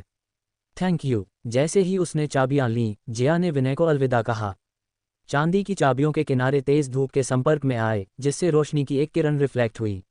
रोशनी की यह किरण एक लालटेन की तरह थी जो अचानक एक गहरी अंधेरी सुरंग में दिखाई दी और विनय के दिल को रोशन कर दिया। लड़की के चेहरे पर चमकती मुस्कान को देखते हुए विनय हैरान रह गया। ये दुनिया की सबसे खूबसूरत मुस्कान थी जो उसने कभी देखी थी। फिर जिया विनय की कार लेकर वहां से चला गया। जिया की पोश वन वे सड़क के बीच में खड़ी थी और उसके बगल में दुबला पतला सीधा लड़का विनय था। वह रोहन रायजादा को उदास आंखों से देख रहा था। रोहन रायजादा का बड़ा प्लान विनय ने खराब कर दिया था, इसीलिए वह बहुत गुस्से में था। तुम्हें लगता है कि मैं उसे नुकसान पहुंचाने की कोशिश कर रहा हूं क्योंकि मैंने उससे टकराने के बाद उसे 400 मिलियन का ऑफर दिया था। इस पॉइंट पर एक बुरे बॉस का उसका ऑरा फिर से उभर आया था क्योंकि वह अब खुद को रोक नहीं पा रहा था। बाकी की तो बात ही छोड़ो, जो लोग अनुभवी थे वे भी इस युवा टैलेंटेड चेयरमैन से मिलते समय प्रेशर महसूस करेंगे। लेकिन रोहन रायजादा ने देखा कि उसके सामने खड़ा लड़का ऐसे बर्ताव कर रहा था जैसे वह इस दुनिया में नहीं रहता। उसकी हालत ऐसी थी जैसे वह बस इस दुनिया के बाहर घूम रहा हो। खासकर अब जब जिया चला गया है। जब रोहन रायजादा उससे सवाल कर रही थी तो विनय ने उसे कोई जवाब नहीं दिया। उसके चेहरे पर कोई एक्सप्रेशन भी नहीं था। रोहन रायजादा चुप थी। या क्या तुम्हें लगा था कि अगर वह नहीं मिली तो तुम गोल्ड बार ले पाओगे? विनय की नज़रें रोहन रायजादा को देख रही थीं, लेकिन रोहन रायजादा को लगा कि लड़का उसके आर पार देख रहा है और उसे पता नहीं कि वह क्या देख रहा है। अचानक जिस चीज़ पर उसे गुस्सा आता था वह बोरिंग हो गई। यह उसकी छोटी बहन से पहली बार मिलना था और वह उसे कोई गिफ्ट भी नहीं दे पाया। क्या इसका मतलब यह है कि उसके पास कोई और रास्ता नहीं था? क्योंकि उसे अपनी छोटी बहन पहले ही मिल चुकी थी, इसलिए उसके छिपने की कोई जगह नहीं थी। अगर वह पहली बार फेल भी हो जाता तो भी दूसरा और तीसरा मौका होता। खैर, क्या उसने कहा कि वह उस हॉस्पिटल जा रही है? क्या उसकी छोटी बहन सिर्फ उस पैरालाइज्ड आदमी की देखभाल करने के लिए इतनी दूर जा रही थी? उसने अभी सुना कि आज सुबह उस क्वाड्रिप्लेजिक को अटैक आया था। सबसे बुरी बात यह थी कि उसने सुना था कि उस आदमी के ऑर्गन फेल होने लगे थे क्योंकि उसे पैरालाइज हो गया था। जब भी वह इसके बारे में सोचता, रोहन राय ज़्यादा गुस्से से जल उठता। वह आदमी पहले फेई परिवार की उस औरत के करीब था, लेकिन जब उसे पैरालाइज हो गया तो उसने फेई परिवार की उस औरत से शादी करने के बजाय उसकी छोटी बहन से शादी कर ली। क्या वह सच में सोचता था कि उनकी छोटी बहन को प्यार करने और लाड़ प्यार करने वाला कोई नहीं है?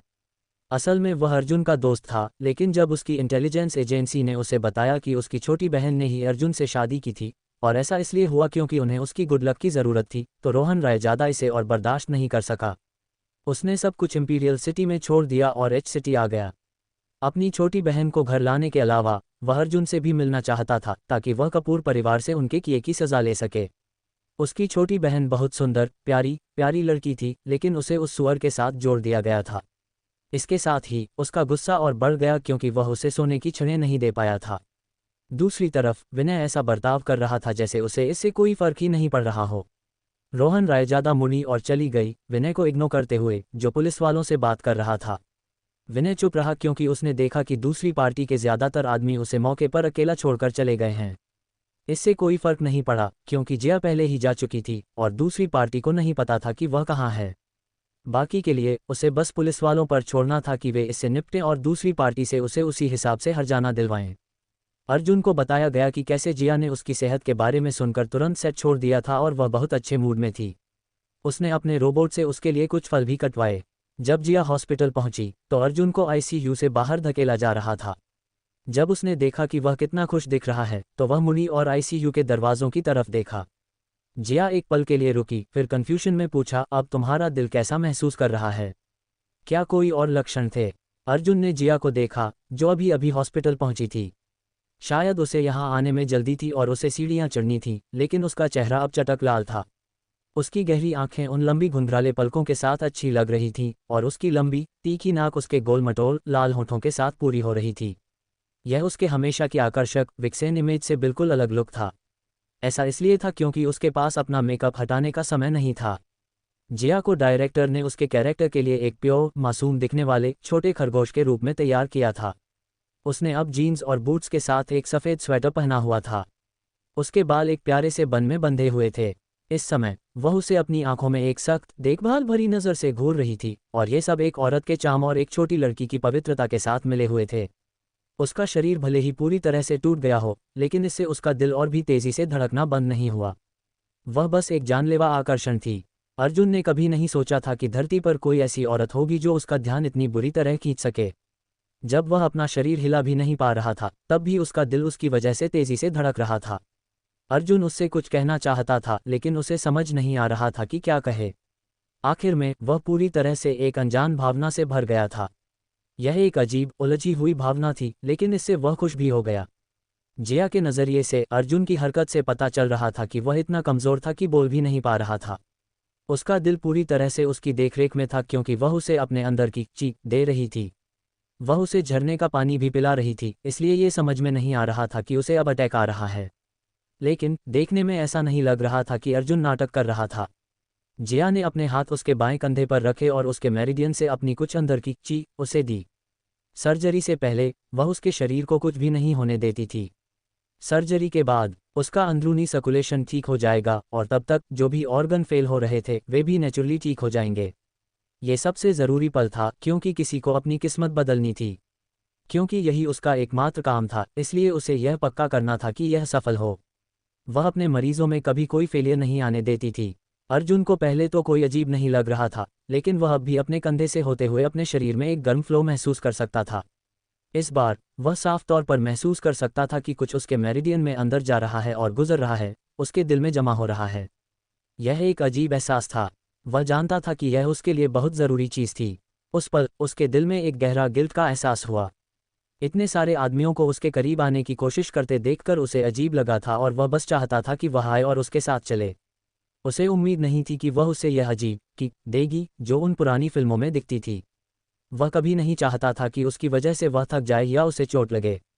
मैं ठीक हूँ, मुझे बस थोड़ा अजीब लग रहा था, इसलिए वे मुझे चेकअप के लिए ले गए। ये कहकर अर्जुन ने राकेश को घूरा और सारा इल्ज़ाम उस पर डाल दिया। तुमने ही यंग मिस्ट्रेस को बुलाया था। राकेश हैरान रह गया। जियान, जो उसके पास था, जानता था कि अब उसे अपना सामान पैक करके निकल जाना चाहिए। वह गर्व से खड़ा हुआ और जवाब दिया, यंग मास्टर, मैंने ही यंग मिस्ट्रेस को बुलाया था। वह काम में बिजी थी। तुमने उसे क्यों बुलाया? मुझे याद है पिछली बार जब तुम्हें अटैक आया था तो यंग मिस्ट्रेस ने तुम्हारी मदद की थी, तो तुम तुरंत ठीक हो गई थी। मैंने सोचा था कि जब तक यंग मिस्ट्रेस यहाँ है और तुम्हारा मूड अच्छा है, तुम्हारी हालत भी ठीक हो जाएगी। इसीलिए मैंने यंग मिस्ट्रेस को बुलाया था। यंग मिस्ट्रेस, यह मेरी गलती है कि मैं जल्दबाजी में आ गई। तुम्हें परेशान करने के लिए मुझे माफ़ करना।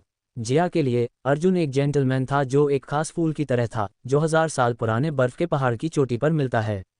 उसे बिल्कुल अंदाज़ा नहीं था कि यह आदमी असल में सिर्फ एक सफ़ेद कमल वाली लड़की है, और उसने बिल्कुल भी उम्मीद नहीं की होगी कि जियान, राकेश और उसके पीछे के बाकी डॉक्टर खुशी खुशी उसकी गलती ले लेंगे। यह कोई बड़ी बात नहीं है। मैं उसकी पत्नी हूँ और अगर उसे कुछ होता है तो तुम्हें जल्द से जल्द मुझे ढूंढना चाहिए। ये कहकर वह अर्जुन की तरफ मुड़ी और पूछा, अर्जुन, अब तुम्हें कैसा लग रहा है?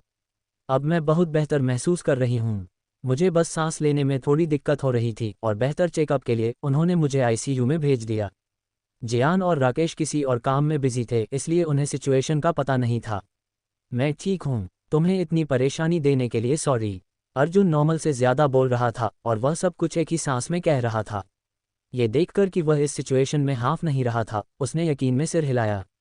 ये बहुत अच्छा है। फिर वीआईपी फ्लोर तक जाने वाली लिफ्ट का दरवाज़ा खुला और मास्टर कपूर बाहर निकले। उनके पीछे लोगों का एक ग्रुप था।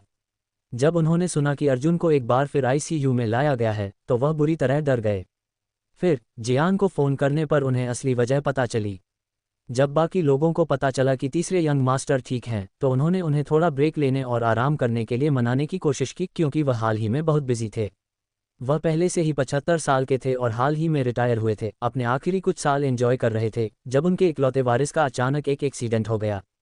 उन्हें न सिर्फ एक बड़ी कॉर्पोरेशन की चीज़ों से निपटना था, बल्कि उन्हें अपने पोते और अपनी हेल्थ की भी लगातार चिंता करनी पड़ती थी। मास्टर कपूर का शरीर पहले से ही अपनी लिमिट पर था।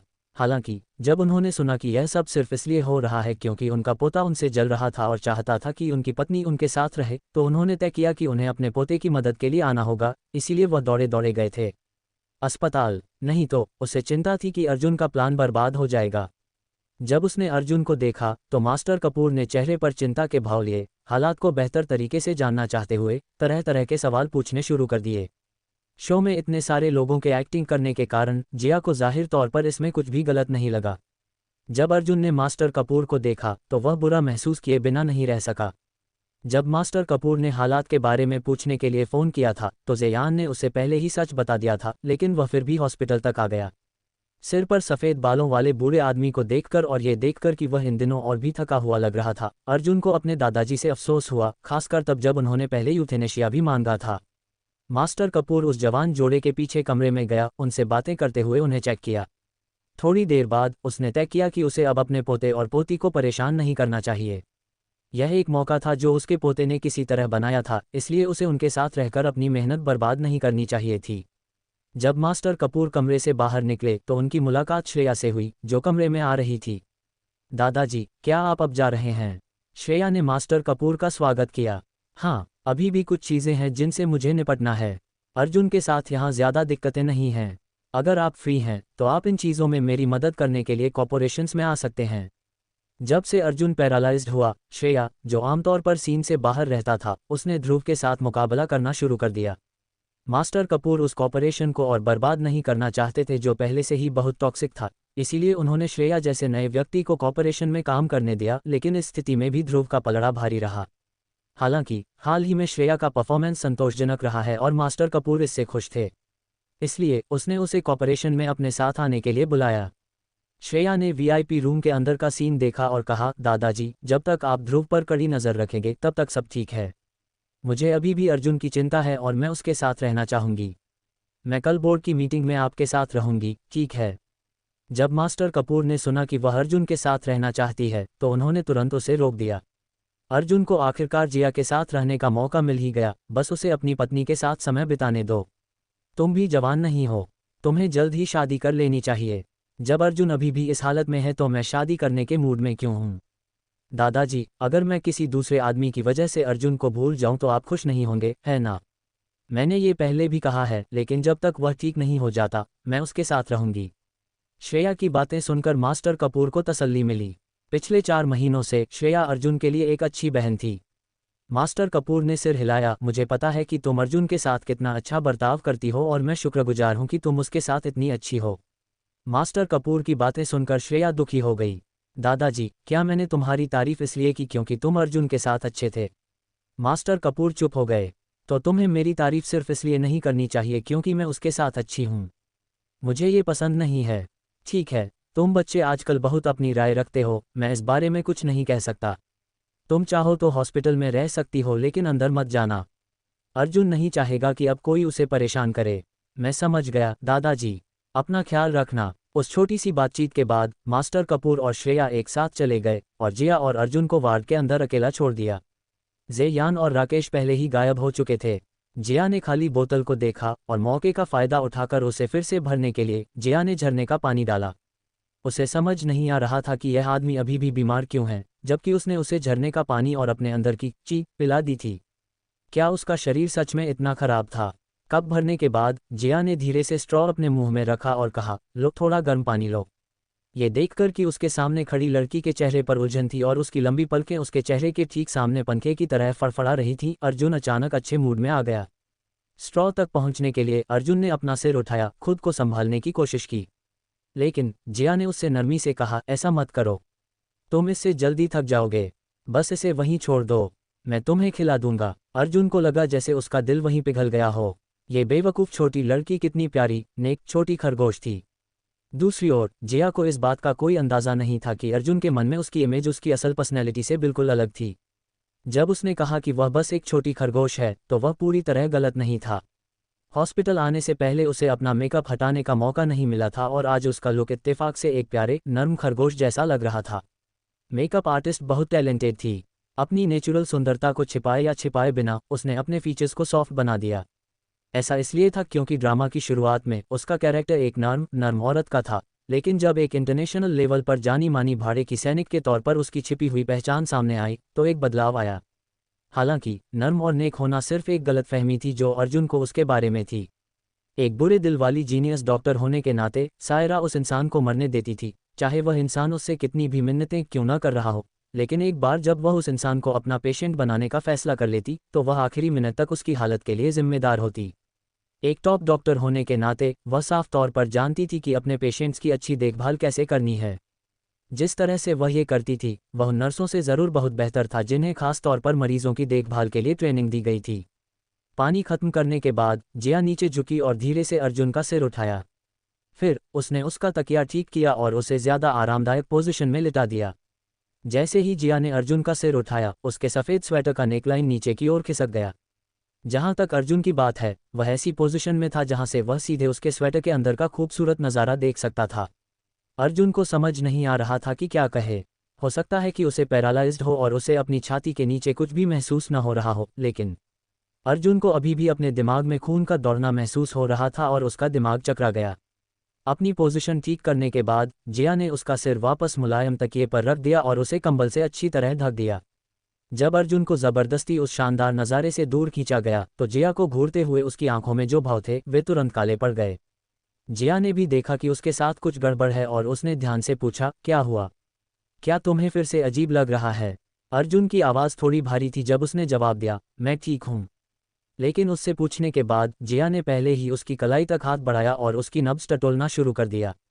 क्योंकि अर्जुन फिर से हिल नहीं सकता था, इसलिए उसने उसे अपनी नब्ज़ चेक करने दी। उसकी नब्ज़ चेक करने के बाद उसने मुंह बनाया। जिया ने अर्जुन को देखा और सख्त लहजे में कहा, तुम्हारी हार्ट रेट काफ़ी तेज़ है और पहले ही 100 बीट प्रति मिनट से ज़्यादा हो गई है। क्या तुम इसे झेल सकते हो? हालांकि एक्सरसाइज के बाद एक आदमी का पल्स रेट 145 बीपीएम से ज़्यादा होना नॉर्मल था, लेकिन अर्जुन कोई नॉर्मल आदमी नहीं था। वह एक पैरालाइज्ड मरीज था और उसकी रीडिंग की तुलना किसी नॉर्मल इंसान से नहीं की जानी चाहिए। साथ ही वह एक्सरसाइज भी नहीं कर रहा था। उसकी हार्ट रेट इतनी तेज़ी से बढ़ रही थी, ये निश्चित रूप से अच्छी खबर नहीं थी। हालांकि यहाँ सबसे ज़रूरी बात यह थी कि उसने अभी अभी उसे झरने का पानी दिया था। ये याद रखना चाहिए कि इसकी थोड़ी सी मात्रा भी उसके शरीर को तेज़ी से ठीक कर सकती है। ये पहली बार था जब जिया किसी ऐसे व्यक्ति से मिला जो झरने के पानी से भी ठीक नहीं हो पा रहा था। क्या बकवास है। जब जिया अपनी स्थिति को लेकर परेशान और कंफ्यूज था तो अर्जुन भी परेशान था। उसे चिंता थी कि यह छोटी लड़की उसके दिमाग में क्या चल रहा है, इसके बारे में पता लगा लेगी। हालांकि यह उसकी पत्नी थी, फिर भी वह ये नहीं बताना चाहता था कि वह इस समय कैसा महसूस कर रहा है। एक ताकतवर आदमी कभी भी अपने प्रियजनों के सामने कोई कमजोरी नहीं दिखाना चाहेगा। मैं सच में ठीक हूँ, इसकी चिंता मत करो। एक्सीडेंट से पहले मुझे हमेशा घबराहट होती थी। ऐसा इसलिए हो सकता है क्योंकि मैं हमेशा ऑफिस में बैठा रहता हूँ, मीटिंग करता हूँ और कभी कोई एक्सरसाइज नहीं करता। हालांकि अर्जुन की बात बहुत यकीन दिलाने वाली नहीं थी क्योंकि तुम्हारी नाक से खून बह रहा है। अर्जुन हैरान रह गया। तुमने लंच में क्या खाया? क्या लॉरेंस इंस्टीट्यूट ने तुम्हें नहीं बताया कि तुम्हें गर्म खाना नहीं खाना चाहिए? अर्जुन अब बोल नहीं पा रहा था। जब जिया उसे लगातार टोक रही थी तो उसने एक टिश्यू लिया और उसकी नाक साफ करने लगी। जैसे ही उसने उसे साफ करने की कोशिश की, उसने एक बार फिर अपना सिर उठाया। अर्जुन को एक बार फिर ऐसी पोजीशन में रखा गया जहां वह उसके स्वेटर के नीचे उस हैरान करने वाले सीन का मजा ले सके। जो खून पहले कुछ बूंदों जैसा था अब उसकी नाक से बहती नदी बन गया था। खुशकिस्मती से जिया बहुत तेज थी। जैसे ही उसे खांसी आई, उसने तुरंत उसे करवट लेकर लिटा दिया। ऐसा इसलिए किया गया ताकि खून उसकी सांस की नली में न जाए, जो उसके फेफड़ों में जा सकता था, जिससे हालत पहले से भी ज्यादा खराब हो सकती थी।